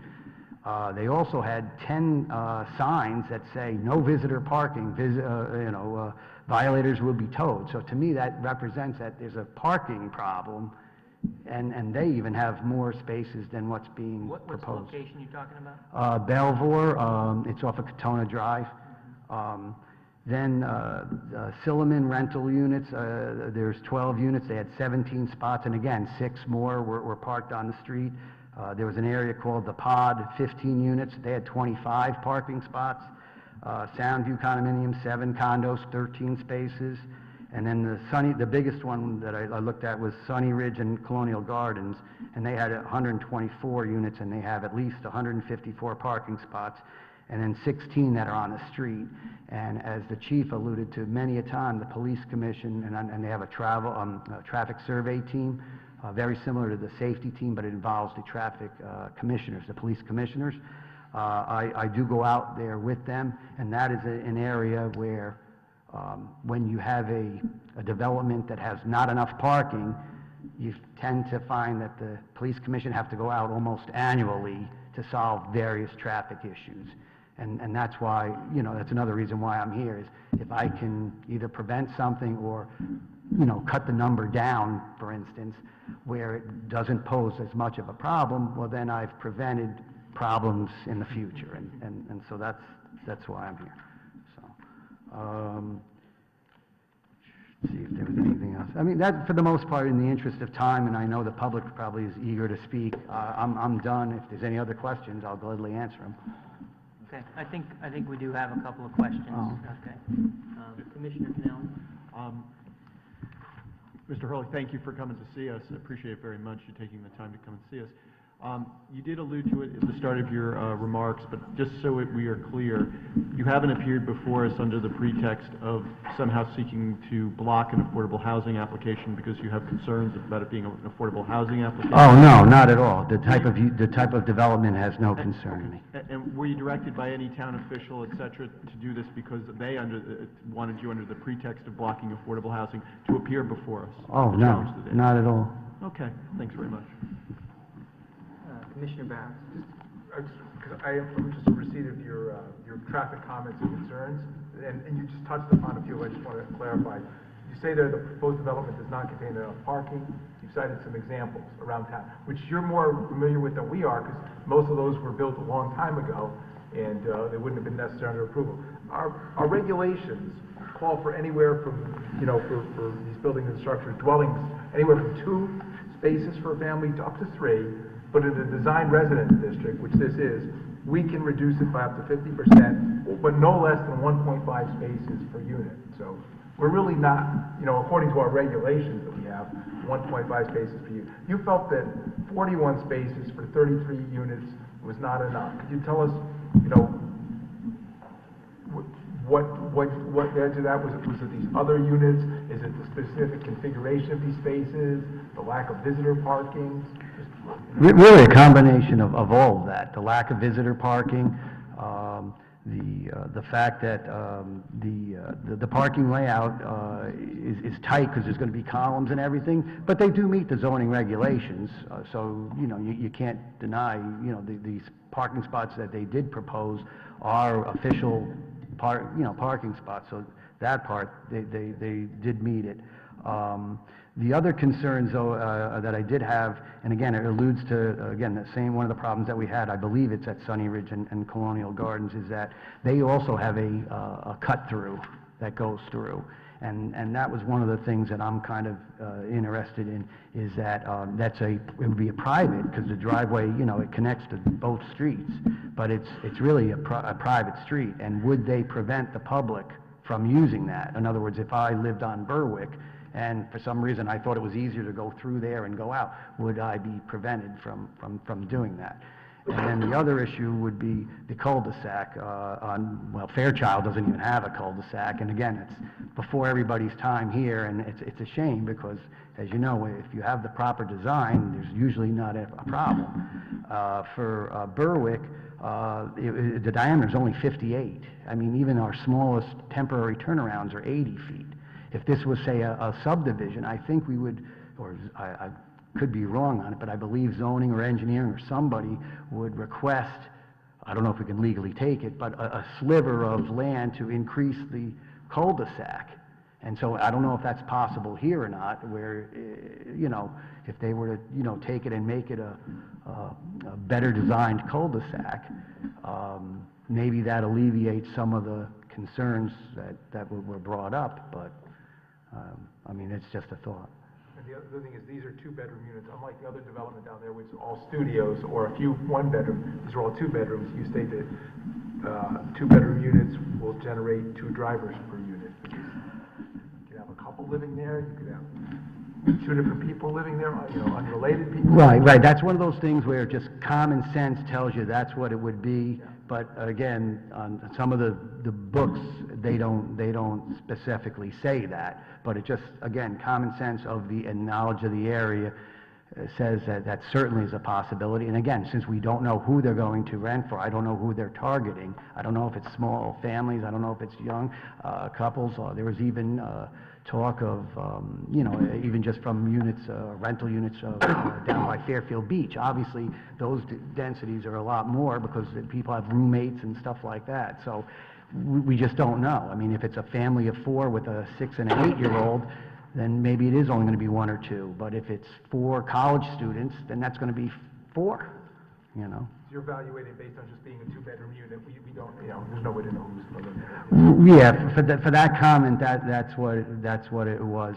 There is something that the ITE does state here on that parking, and just for a low mid-rise apartment, the average parking supply ratio here it says is 1.4 parking spaces per dwelling unit. Then it says for a suburban site, the average size dwelling was 1.7 bedrooms, and the average parking supply was 0.9 parking spaces per bedroom. But that was only based on 3 studies. But again, 0.9 and 1 are pretty close, you know. So if you did 0.9 per bedroom, well, again, depending on how many bedrooms, because I believe this is a mix. I don't know the exact ratio of 1 and 2 bedroom units, but if you add the number of bedrooms and you times it by 0.9, then that's how many parking spots it should be. And again, I don't even know if that includes any visitor parking. Yeah, okay. 6 times 0.9. Okay, very good. And then even for an urban site, they say 1 space per bedroom, and that was based on 11 studies. And depending on who you talk to, the Greater Bridgeport Regional Planning and some of the U.S. Census were in an urban area, even though many of us still believe, you know, we're in a suburban area, or some people in Greenfield Hill rural, but we're, for the most part, in an urban area, or an urbanized area. So even here, they're using 1 space per bedroom.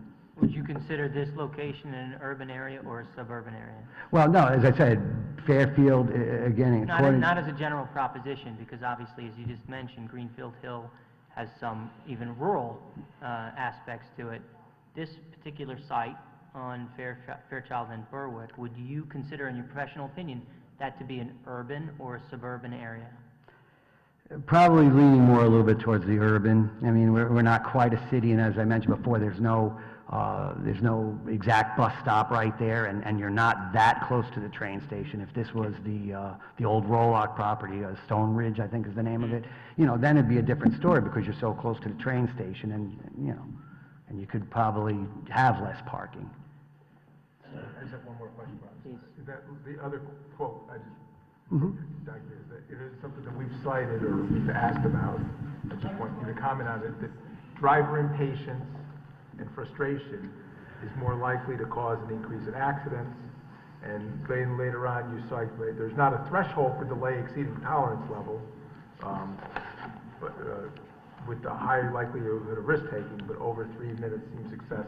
I wonder if you could just comment on your opinion there. I know, because I'm a very impatient driver, and I can't handle the delay getting out of my street, and I look for the opportunity to dart out, so I know what this is. I just want you to... Yeah, but again, if I was a mathematician, I'd probably show it as exponential, you know, and then that's the same thing. I think that was a question that one of the commissioners had mentioned even too, where, you know, as you start getting closer and closer to the capacity or to the driver frustration, then things start to multiply and get a lot worse. And obviously, if you exceed that, but unfortunately, there hasn't been enough studies to say what the exact number is, and it does vary even in the area that you might live in. I imagine Midwest, they have a little bit more. Down south, they might have a little bit more patience than here in the Northeast.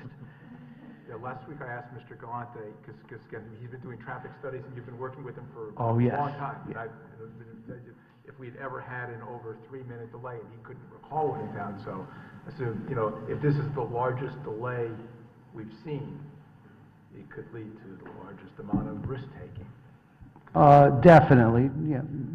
But again, in fairness to the report there, he does mention that it was a little, you know, conservative. Yeah, And so you have to, you know, take that into consideration. But again, if the trip generation numbers are a little bit off, instead of, what do you say, 8, it ends up being, say, 12, and that's not even that much of a difference. But if 12, you know, kicks it now to, even with his new model, 72 to, say, 90, now all of a sudden we're, you know, getting closer and closer.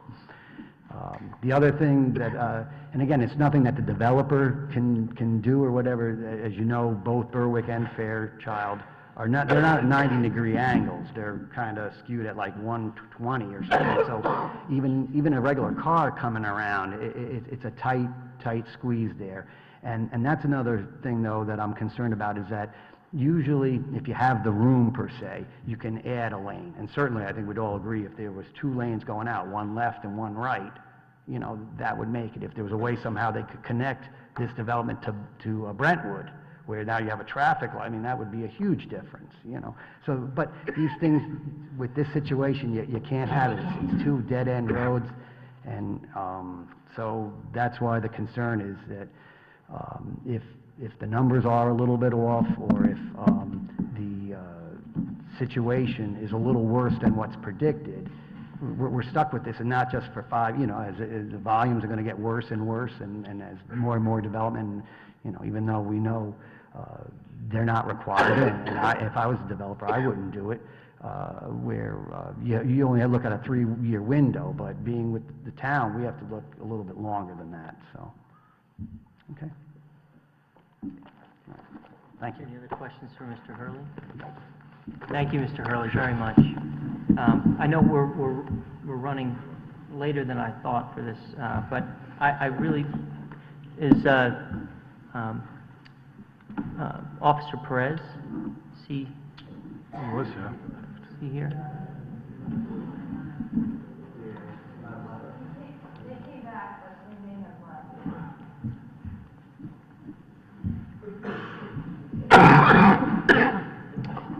You don't sound good. I'm getting over it, believe me. Want to get some water? I just ran out. Yeah, maybe I'll go. No? All right. Very good. Now, does any member of the public wish to be heard? Just raise your hand. We'll take an orderly approach here. I'd just like to say that if you are representing a group, and the people that you are representing are here, and you make comments on behalf of the group, I would like the group to know that we understand that, and that I don't really need everybody from the group to come up. Just please explain who you represent, and, you know, people and such, and so we can try to consolidate a little bit. Okay? Yes, please, come take the podium. We have a young lady here, and there's a school run, so can I ask that she come up first with her mom to speak? Sure. I mean, I thought you were asking to speak. Well, no, it's... Please take the podium.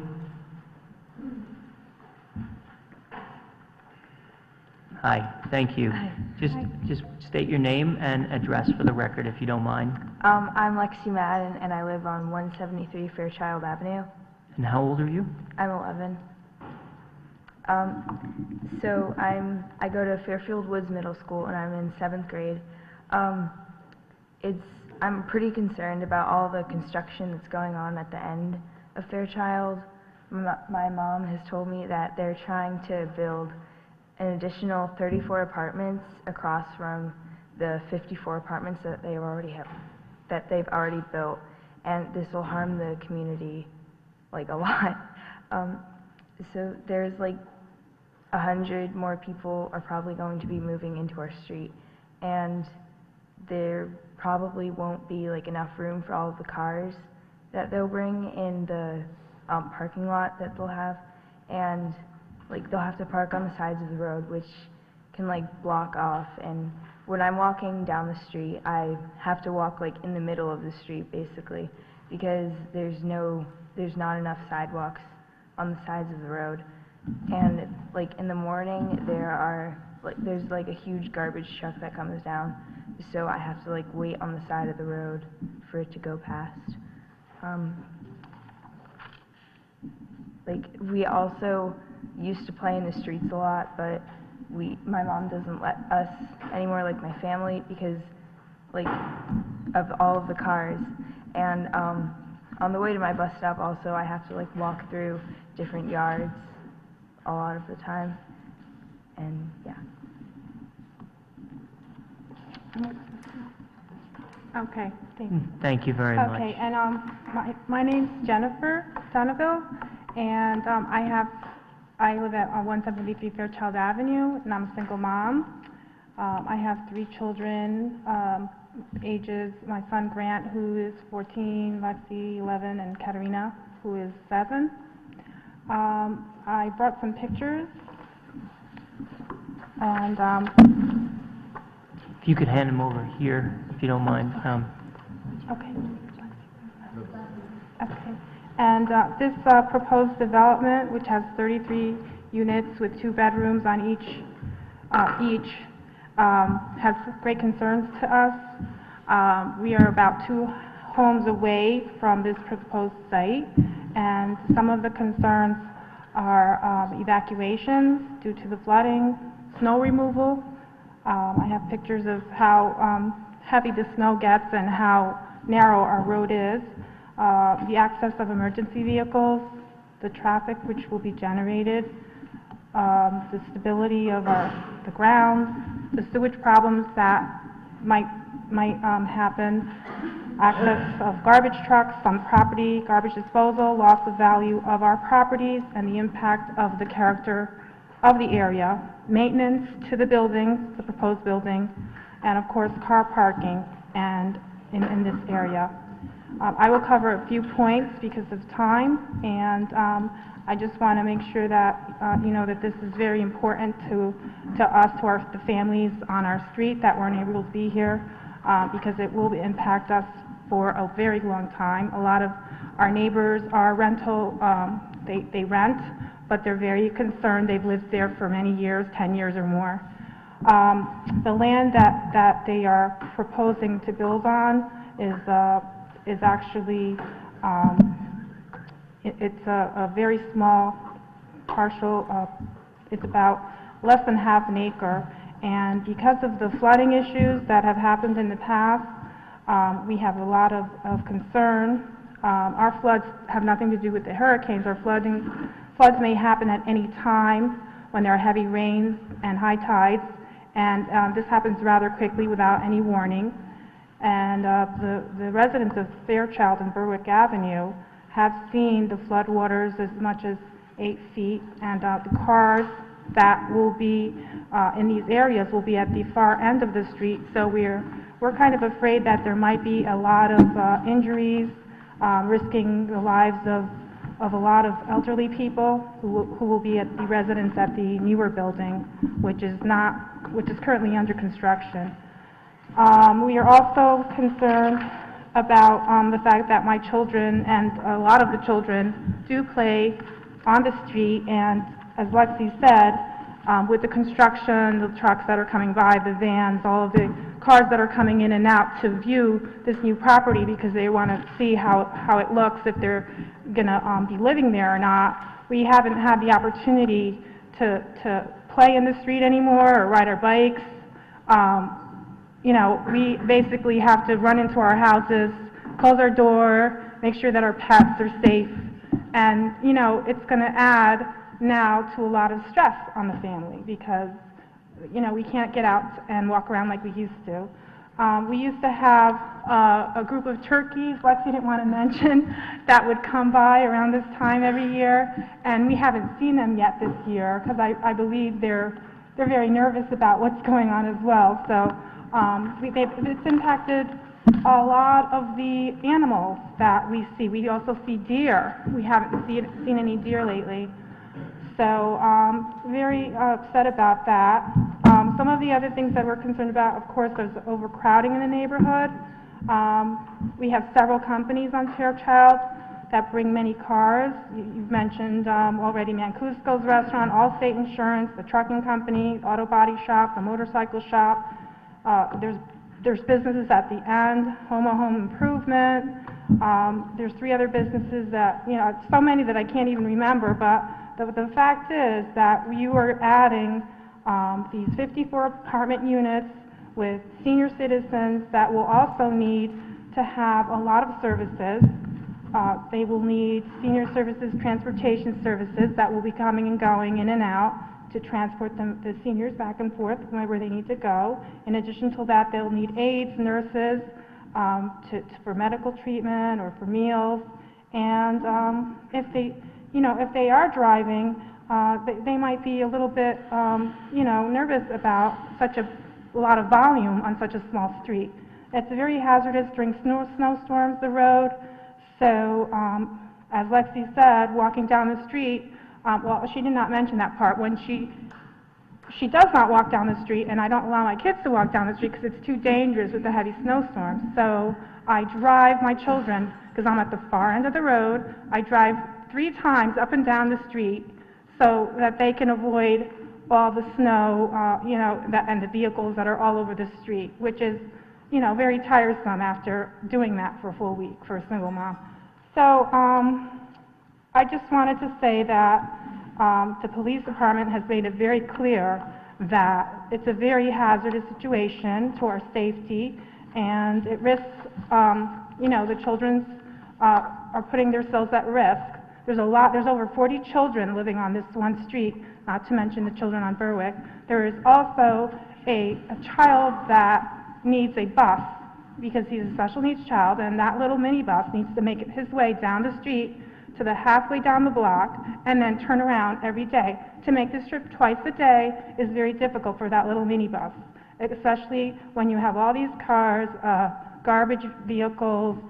It's a very hazardous situation, and I just think that we will have over 300 to 400 families on this one narrow street, which is totally, unbelievable that we're even here today. So I hope that you take our comments, and I hope that this does not go through. Thank you very much.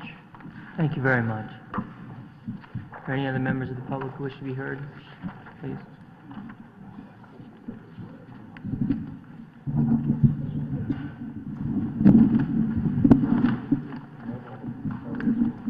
Yeah.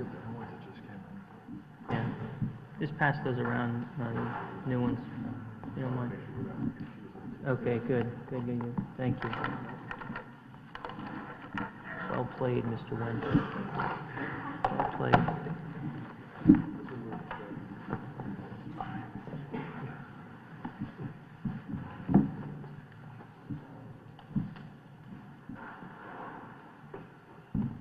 I'm looking for a blank one, they're all double-sided there. No.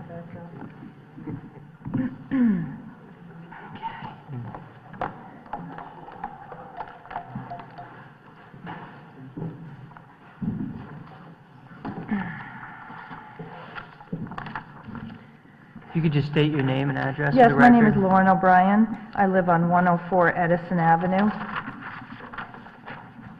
Thank you.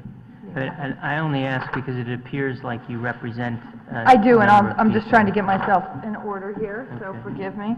I'm trying to be as expeditious and quick as possible.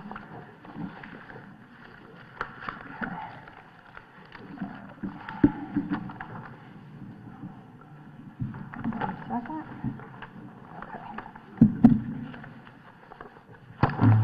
Okay. Good evening. Commissioner Wagner, Chairman Wagner and Commissioners, my name is Lauren O'Brien. I live at 104 Edison Avenue. I'm an RTM member in District 5, which includes Berwick and Fairchild Avenues. This, as you know, is a compact, complex, flood-prone neighborhood with a history of severe parking problems. Quick background, my professional background is in media and publishing, working with primarily third-party syndicated research for the purpose of media buys for pharmaceutical, shelter, luxury industries. This is a critical issue for District 5, so I'm here to support my district and represent the interests of my constituents who live on those 2 avenues and the surrounding streets.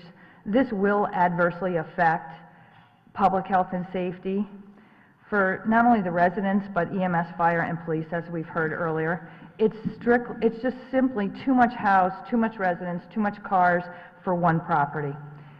My constituents that live there are extremely worried about public safety and the negative effects the proposed Fairchild Berwick 33-unit apartment building would have on their neighborhood, should it get approved. I can't stress enough, the residents are concerned because this is a compact, complex history of flood-prone neighborhood with severe parking problems that are documented with the town. The town has come out to try and help the neighborhood in the past because of this. They're also concerned, especially in light of the 54-unit apartment building currently under construction on Fairchild Avenue, which has yet to be completed, and the impact of which has yet to be felt by these residents. I am exceedingly concerned personally for not only the residents, but also for all first responders. We expect these first responders to be responsible for and respond to emergencies and disasters townwide, putting their lives on the line for the safety of all residents in the town of Fairfield. The increasing demand by builders and developers leading the charge for the introduction of high-density housing to the town of Fairfield creates a critical concern for public safety for all town residents, especially those that reside in and around the no-outlet Fairchild and Berwick Avenues, because these residents, as I said, have yet to feel the effects of this 54-unit building under construction. On behalf of my constituents, I ask the Fairfield zoning commissioners to take into consideration and please be fully cognizant of the town-wide residents' concerns and public safety issues that are likely to develop if this apartment building is allowed directly across the street from the one now being built. The residents of this neighborhood have formed the Kings Highway Neighborhood Association, and they will be coming up to speak after I am finished. These residents will inform you of actual facts, past and present, about traffic, parking, flooding, and safety. These facts will help you predict what very probably will result from this development if approved. Town residents from this area will express their fears for the future if you approve this project. These fears are not mere speculation. They are based on reality, past and present. No one else in this room or anywhere knows the issues facing these Fairfield residents better than they do. Others may have studied it for a day or two, but these people live it day in and day out. I ask that you listen to these residents as actual fact witnesses.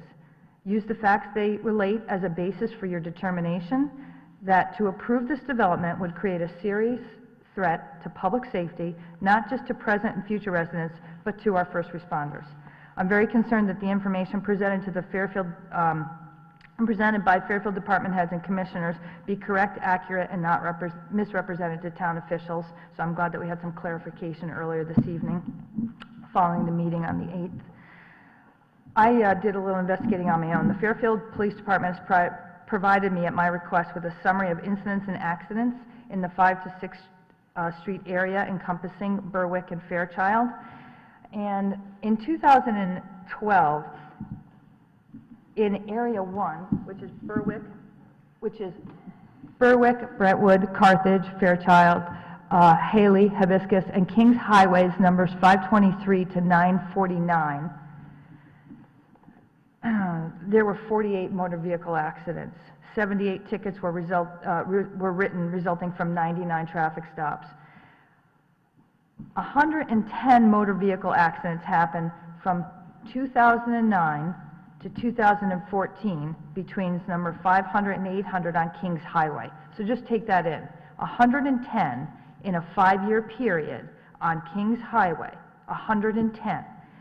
In 1 year, Area 1 had 48 motor vehicle accidents. Incidents will increase with the addition of perhaps 120 new cars at the dead-end streets, added to the parking overflow from not one but 2 massive new apartment buildings with fewer parking spaces than needed. And I believe personally that it's creating a public safety nightmare. These short, no-outlet or dead-end streets simply cannot accommodate not just 1 but 2 buildings, both located at the far end of Kings Highway. For all the reasons stated above, approval of Berwick Fairchild 33-unit, 2 bedrooms each building is reasonably likely to cause an actual adverse impact to this neighborhood. I'd just like to say it has been a true pleasure to get to know better and work closely with these neighbors. They're lovely people. They are what makes up the backbone of any town. We have police officers, firemen, school, food service people, related couples, retired couples and they're related, and retired individuals. they're the people we want to bring in. They're the people we want to be able to live and afford to live in our town, and they're in this neighborhood now. I'll let my constituents speak of the specifics, but I'd like to give you a short example of why this project will cause problems, and the type of problems that have been raised as concerns by the residents.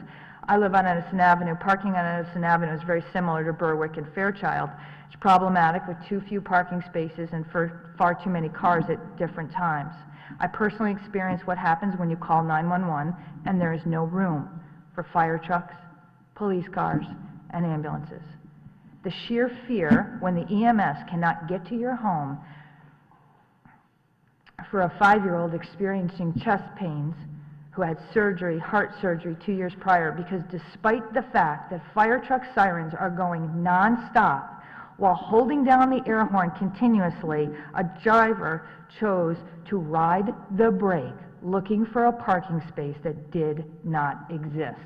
This is what happens when you put people in this situation. They make bad choices. I've experienced it personally. You asked about the response time earlier. It all worked out fine with my daughter, but at the time, I physically had to carry her from my house 2 doors down to the ambulance. She has a coil placed in her heart. Every step I took could have been jarring that and causing permanent damage. It's a problem. They couldn't get a stretcher to my house because there wasn't room. The ambulance actually had to drive around the block to get to my house because with the parking on both sides, the fire truck and the police already there, to get to my house as close as they could, or even to get close, they had to go around the block. That's an option that does not exist for Fairchild and Berwick Avenues. When those streets are blocked, they can't go around the block for a 911 call. Please bear in mind, what makes a house a home is the quality of life and the people you share it with. What makes a street a neighborhood is the same thing, the quality of life and the people that you share it with. Please do not ruin this neighborhood by taking away their quality of life, by not being able to get to their homes, in and out of their driveways, day in and day out. Thank you for your time and consideration. In the interest of the hour, I have letters from individuals who couldn't make it. I'll just submit those for the record. Please. And I'm also going to submit the information that I got from the Fairfield Police Department about incidences in Area 1. You have one copy of that? I do, and I will email it to you before the meeting closes, and you'll all have it. I'll send it to Zoe. That would be great. If you can email it, that would be terrific. Okay. And we'll make sure that the applicant gets a copy as soon as possible. Oh, please, thank you. Now, people from the neighborhood would like to get up and speak. And, Well, with all due respect, you don't really get to direct that. no, I'm just saying they'd like to get up to speak, so I'm not sure how to do this. This is my first one, so. So Thanks for your time and effort. Thanks very much for your time. We really appreciate your comments. Sir, you had your hand up?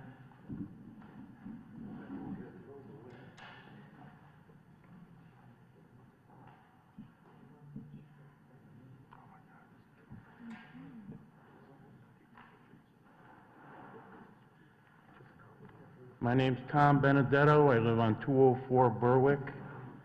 And I put these down as some are comments, some are questions. But I understand these people want to make money, and that's all right. I mean, there's nothing wrong with making money, but they picked the wrong place to do it. That's simple and clear. As these pictures will show you, the traffic that's on Berwick Avenue. How the overload of cars on the street now and any added congestion would be unlivable, just by looking at those pictures. How will the emergency vehicles get in and out? In reality, it would be chaos. They would have to block both streets, Berwick and Fairchild, leaving everyone on 2 streets held captive, not being able to leave. And the pictures will show that too. These pictures show how parking usually is on the street. So even if you warn your tenants to evacuate their cars, where do you expect them to park? The street's full, the stores on Kingsway Highway have their own customers and probably won't allow random people to just park there. There's no sidewalks on either end of the block, and the bus stops are on the ends of all the side streets, Berwick Avenue, Fairchild, etc. All the kids on Berwick have to walk in the street to get to the corner bus stop. Most of the time, they are forced to walk in the middle to avoid broken beer bottles and garbage in the street, thanks to the patrons of the hookah lounge that's right there on Kings Highway. And the kids who get driven out to the corner from other streets cause even more congestion by parents' cars hanging half out in the street and many double parking. This happens every school day. Bad weather makes it even worse. Mr. Galante doesn't reflect that in his report, along with many other things, such as he said there were 4 police cars on the street the night of the last meeting. He overlooked the fire truck and the ambulance that were blocking the street. We couldn't get out. A police car blocked my driveway. I had to stay there for an hour and a half till they left. And it was all just for a small incident. Small or not, we were all stuck on the street until they cleared out. It's easy to report conditions are good as long as you don't have to live there and you're getting paid to do it. To him, it's just a job, but to us residents, it's a way of life. We have to live here. Extra cars getting onto Kings Highway will definitely cause a traffic backup in the morning and late afternoon. Also, in the good weather, our kids ride their bikes in the streets. The yards are small, so there's nowhere else to ride. There's approximately 8 to 10 kids on the street. We worry about them with the cars that are already there. We're constantly watching them, making sure that everything's okay. And they said it's 1.5 cars to a unit, but in reality, that's not true. I'm a plumber, and I have friends and customers who are landlords. I work on their houses, and I see firsthand what happens. The tenants move in and get settled. Then shortly after, they start taking boarders to share the rent. They put up drapes over louvered doors to separate the rooms. So now from 2 cars per unit, it comes 4 or 5 cars per unit. That's a fact because I see it every day. You won't guarantee what clientele moves in there, so how can you predict how many cars are going to be there? Then we have the weekends when the hookah lounge draws all the undesirables on the street, blocking driveways, double parking, breaking bottles, and causing trouble. We're constantly calling the police, but it does no good. So now we have a super crowded street with broken glass and garbage that we have to dodge with our cars to avoid flat tires. If you allow this to be built, you'll be setting a precedent. Does that mean we could all raise our roofs and put a 3rd floor on our houses too? And that's all I have to say. Thank you very much. Thank you for your listening. comments. Thanks for your time. Any other members of the public wish to be heard?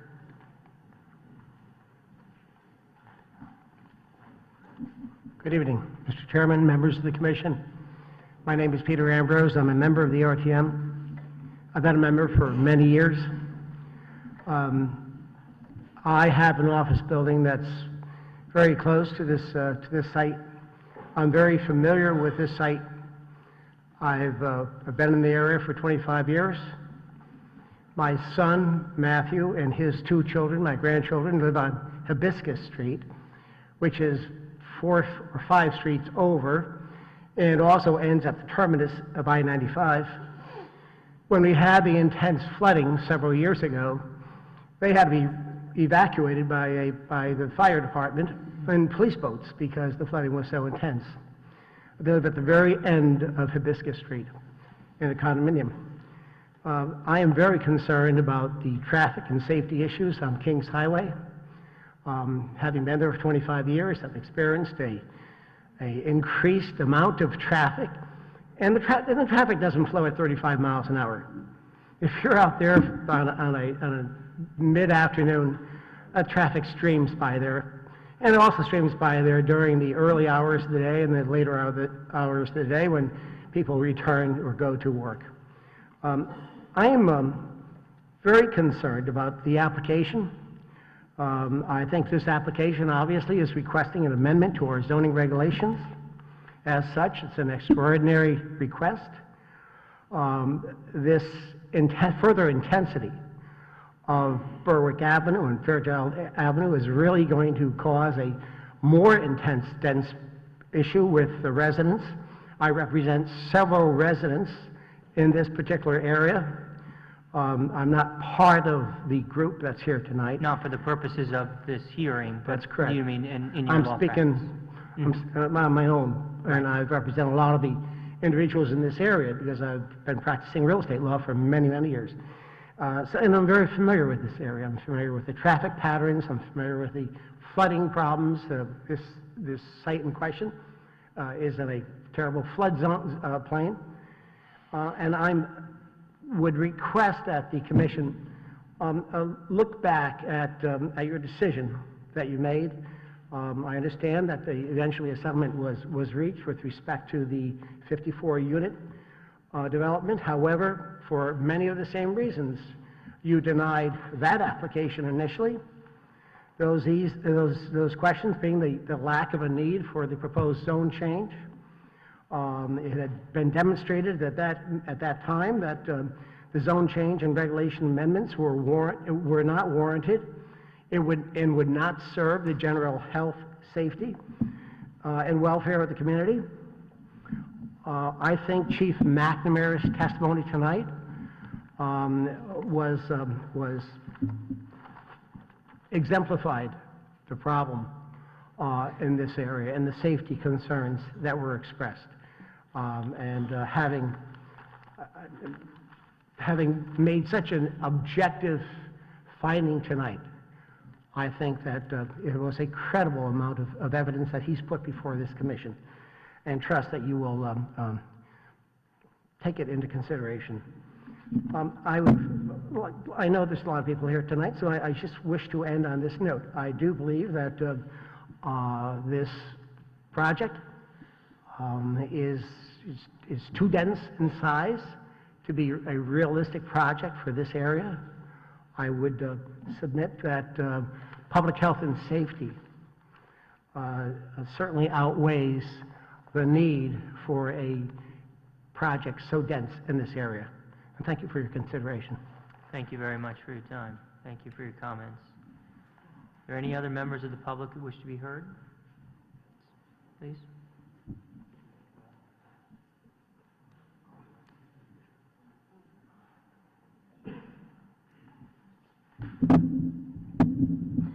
Carol Way, You can take 320... the microphone out if you like. Yeah. Sorry about that. Probably easier than doing It's that. tough being a munchkin. There you go. Anyway, Carol Way, 324 Brio Avenue. I am also an RTM representative from District 5. I'm not going to belabor what's already been said because I agree with all that's been said. But I do have one other perspective. I first went into this area in the fall when I was walking during campaigning and listened to the neighbors talking about the 54 unit that was going up and their concerns then. Since then, I have gone down both Berwick and Fairchild at least 4 times very late in the evening when I've been coming back from events in town. And I'm talking about midnight or something of that sort. At least 2 of those evenings were during the winter when the snow was piled high. There's parking all through the night on both sides of the street, and with just a single car, it was difficult driving down to the end of the street, turning around and coming back from both of them. Even without the snow, I've been down there 2 more times late in the evening, and it's exactly the same kind of thing. Most of these people do not have garages or driveway space to handle the cars. And so it's on both sides of the street that you see parking overnight. And I think that you're all familiar with what happened on Crane Street. And that was a street with a fire at about 1 o'clock in the morning, and a street where there are garages and driveways where people park off the street. I can't imagine what it would be like if one of those larger units had a fire and, you know, it took place in the middle of the night. Thank you. go put this, yeah, There we go, sorry. no problem. Thanks very much for your time. Yes, sir.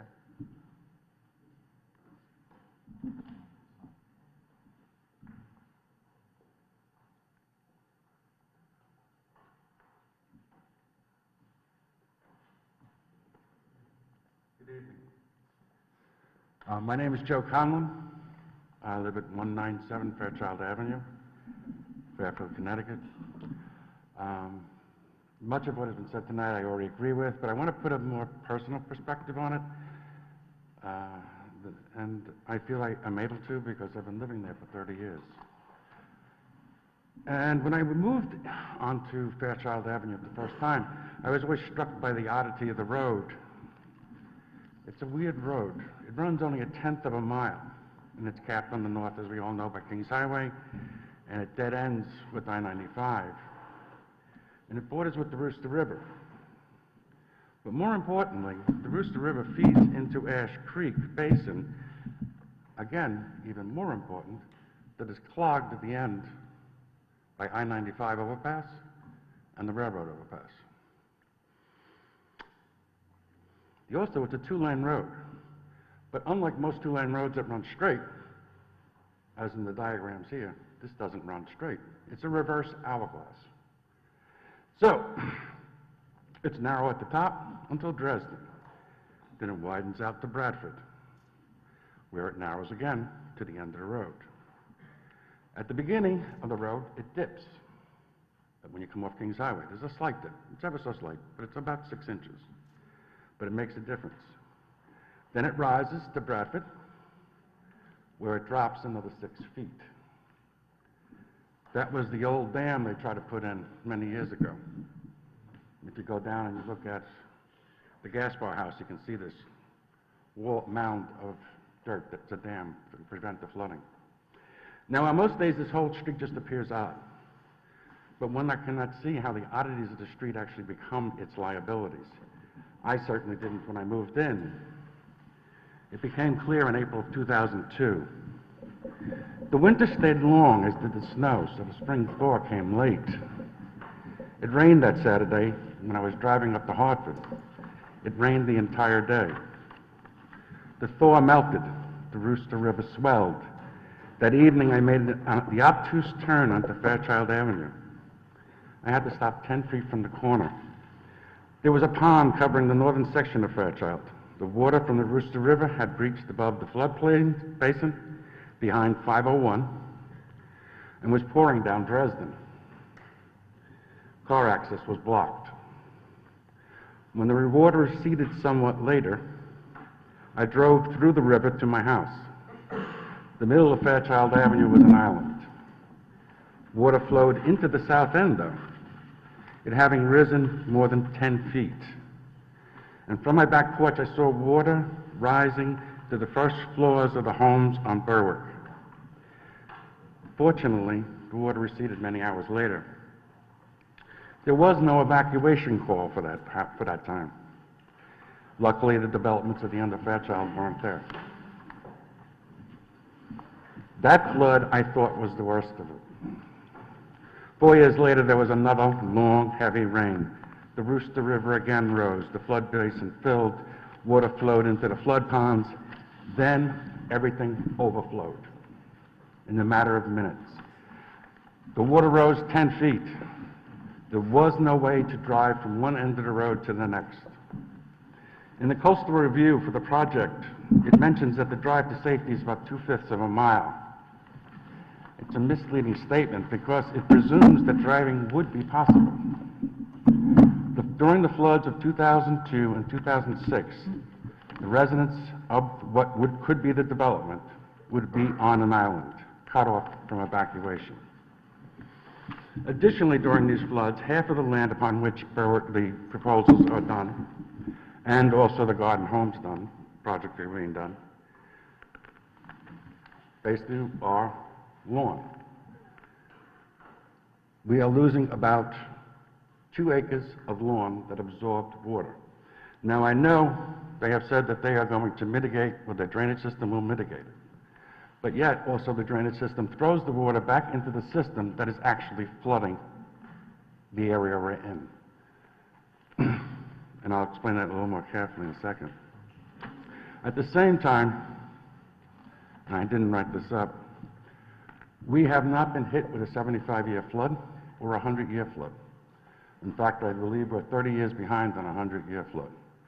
If a 100-year flood hits that area, we're talking 15 feet of water. It will come up to my, I'm like halfway down Fairchild, it'll come up to my top of my porch. Now, the advocate for Borough Fairchild mentioned Sandy and how the beach area flooded, and it was terrible. We were warned to evacuate, some of us evacuated. Fortunately for us, we weren't hurt by Sandy. And this is an important distinction to understand how we are different than most of the town. Whereas with Sandy,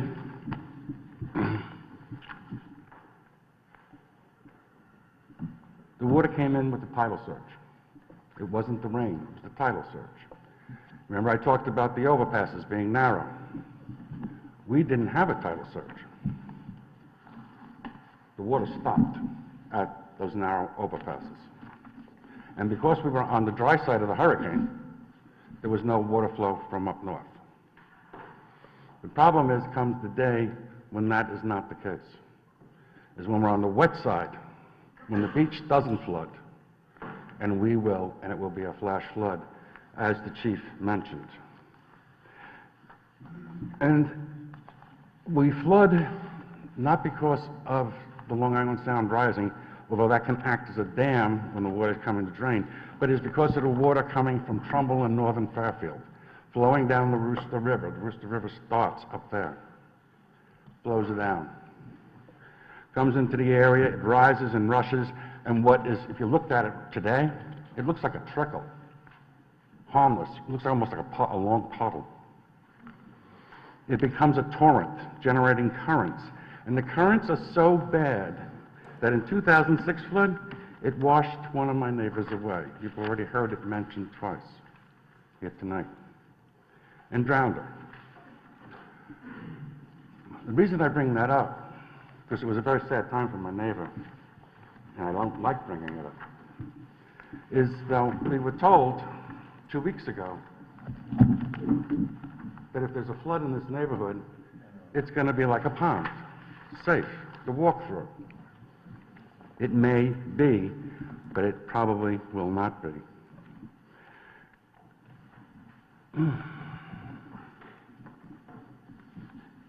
I'm going to skip some of what I wrote up just for the sake of time. I also want to address the probably beaten to death issue of traffic. But there's one issue that I think everyone has ignored. And it's one that we all know too well, the people who are driving on the road. And that is between the hours of, where am I going? 7:30 and 9, at around noon, and 4 and 6. The road becomes dangerous. But it's mostly dangerous because of the obtuse turn at the corner. Now, contrary to what we were told tonight, just the other night I made a right-hand turn coming off Kings Highway going east. There were 2 cars parked on the road in appropriate places. Another car was coming up. I had no access to the road. This happens over and over again. It becomes dangerous. You sit there and you're looking in, you don't even look in your rearview mirror. You learn after a couple of years of doing this, stop looking in your rearview mirror. Because the only thing you're afraid of is getting rear-ended. Now, the other problem is the variance they're asking for in the parking. As been testified by a couple of people here, we already know that in all probability, that when the tenants sign the leases for these places, that they will only have 1 car. I mean, which one of us would not do that? But at the same time, we're going to have young people, they're going to be married or not married, families with teenagers, and even elderly with 2 people don't want to give up their cars. We're going to have more cars there than the 33. Let's assume that half the residents, though, have 2 cars for it, and that would give them a total of 49. Approximately 10 or so of those cars will spill onto Fairchild Avenue for parking. The danger became apparent during the construction of the Garden Homes apartments. Construction workers parked on the lower end of Fairchild. The parking turned a 2-lane road into a de facto 1-lane road, as my photograph shows. Cars and trucks going to the construction site frequently had to pull into driveways or onto Bradford to wait for another to pass.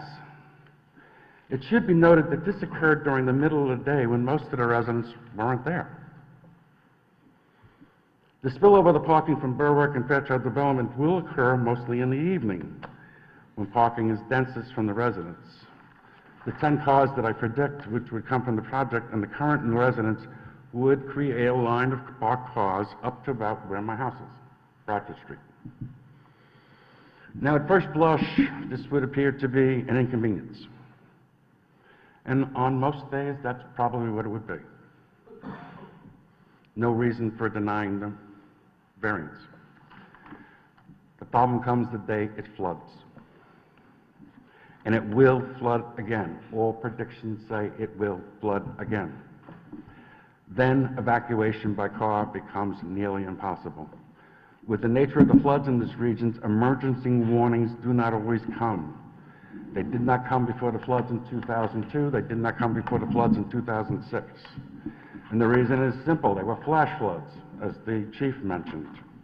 And even if the currents of the overflow river do not affect the area, how are we going to get rid of the elderly that may be living in that place?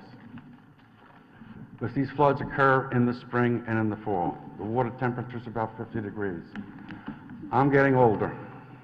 I don't know how long I would survive in 50-degree water any longer. The average adult, I think, is 2 or 3 minutes. At the same time, during an emergency, whether related to death or, health or fire, there will not be enough rooms, as the chief indicated, for fire trucks, ambulances, and police cars, all traditional response vehicles, except for traffic accidents. It will be impossible for them to stage, or at best, in the best of circumstances, it will take them longer to stage. Now, 830G states that the TPZ can reject a proposal if the evidence indicates that it is necessary to protect the substantial public interest in health, safety, and other matters. I believe it is.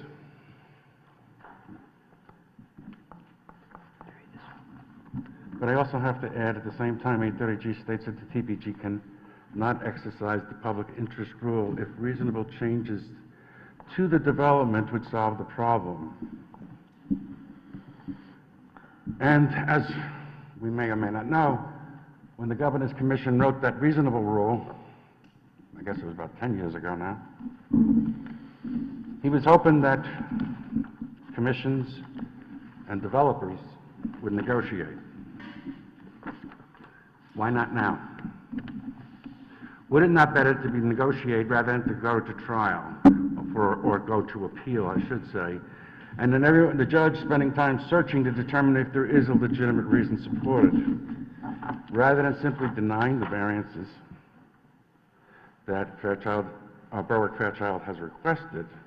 Would it not be best for the town to attempt a settlement with the developer? Standards were reset with Garden Homes. Could not those be the standards? Is that a note from your letter that you have that in quotation marks?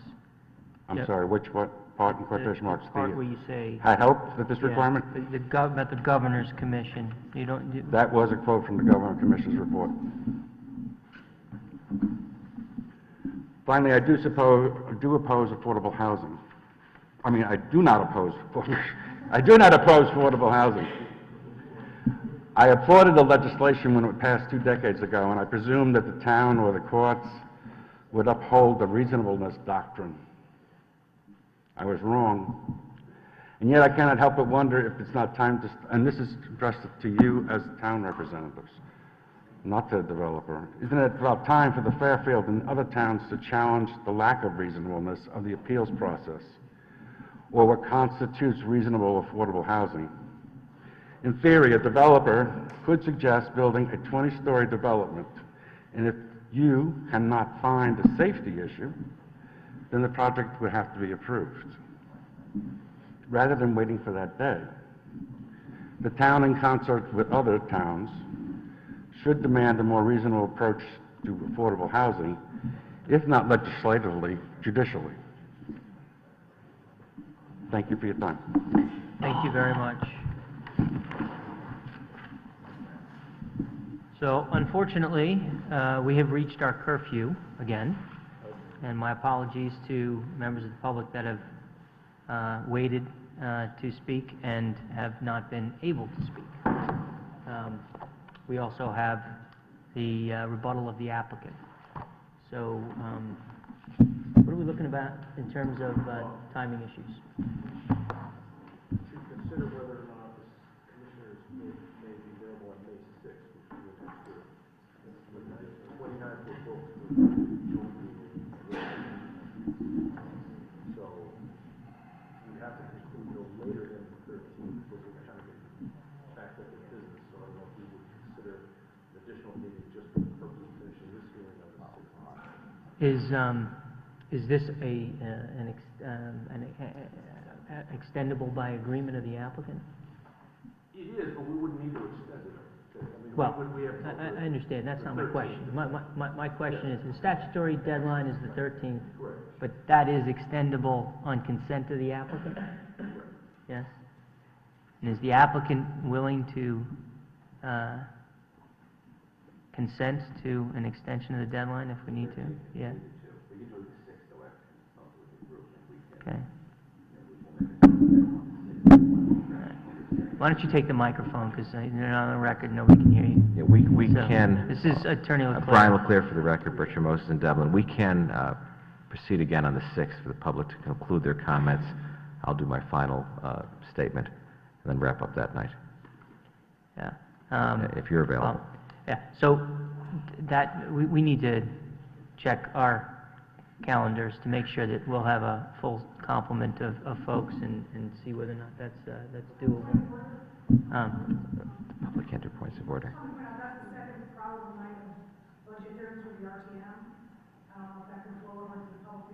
I appreciate that, and no, and just for the record, the comment from the gallery, that is, May 6th is also a night of budget hearings in town as well. So I think we need to look into that. I mean, we don't have to make a decision right now, I don't think. No. So why don't we take the next day, 24 hours? We need to post within 24 hours, so we need to make a decision tomorrow. Tomorrow, okay, so tomorrow. Commissioners, can we all do that? Can we all commit to resolving this up tomorrow? All right? And we know that we, if necessary, we do have your consent to an extension of the deadline? If we need, if we'll have to, I'll talk to my clients about that if we need to. Otherwise, we'll do it on the 13th, is my understanding, correct? Right, but What do we have currently scheduled for the 13th? Well, again, we'll deal with it when we can do it depending on your availability. Okay. So the continued hearing will either be on the 6th of May or the 13th of May, one of those two dates. Okay? And in which case, we don't need your consent. So, again, my apologies, but hopefully it's been worthwhile to sit through the hearings. Thank you. Thank you, Mr. Chairman. Okay. Hearing is continued.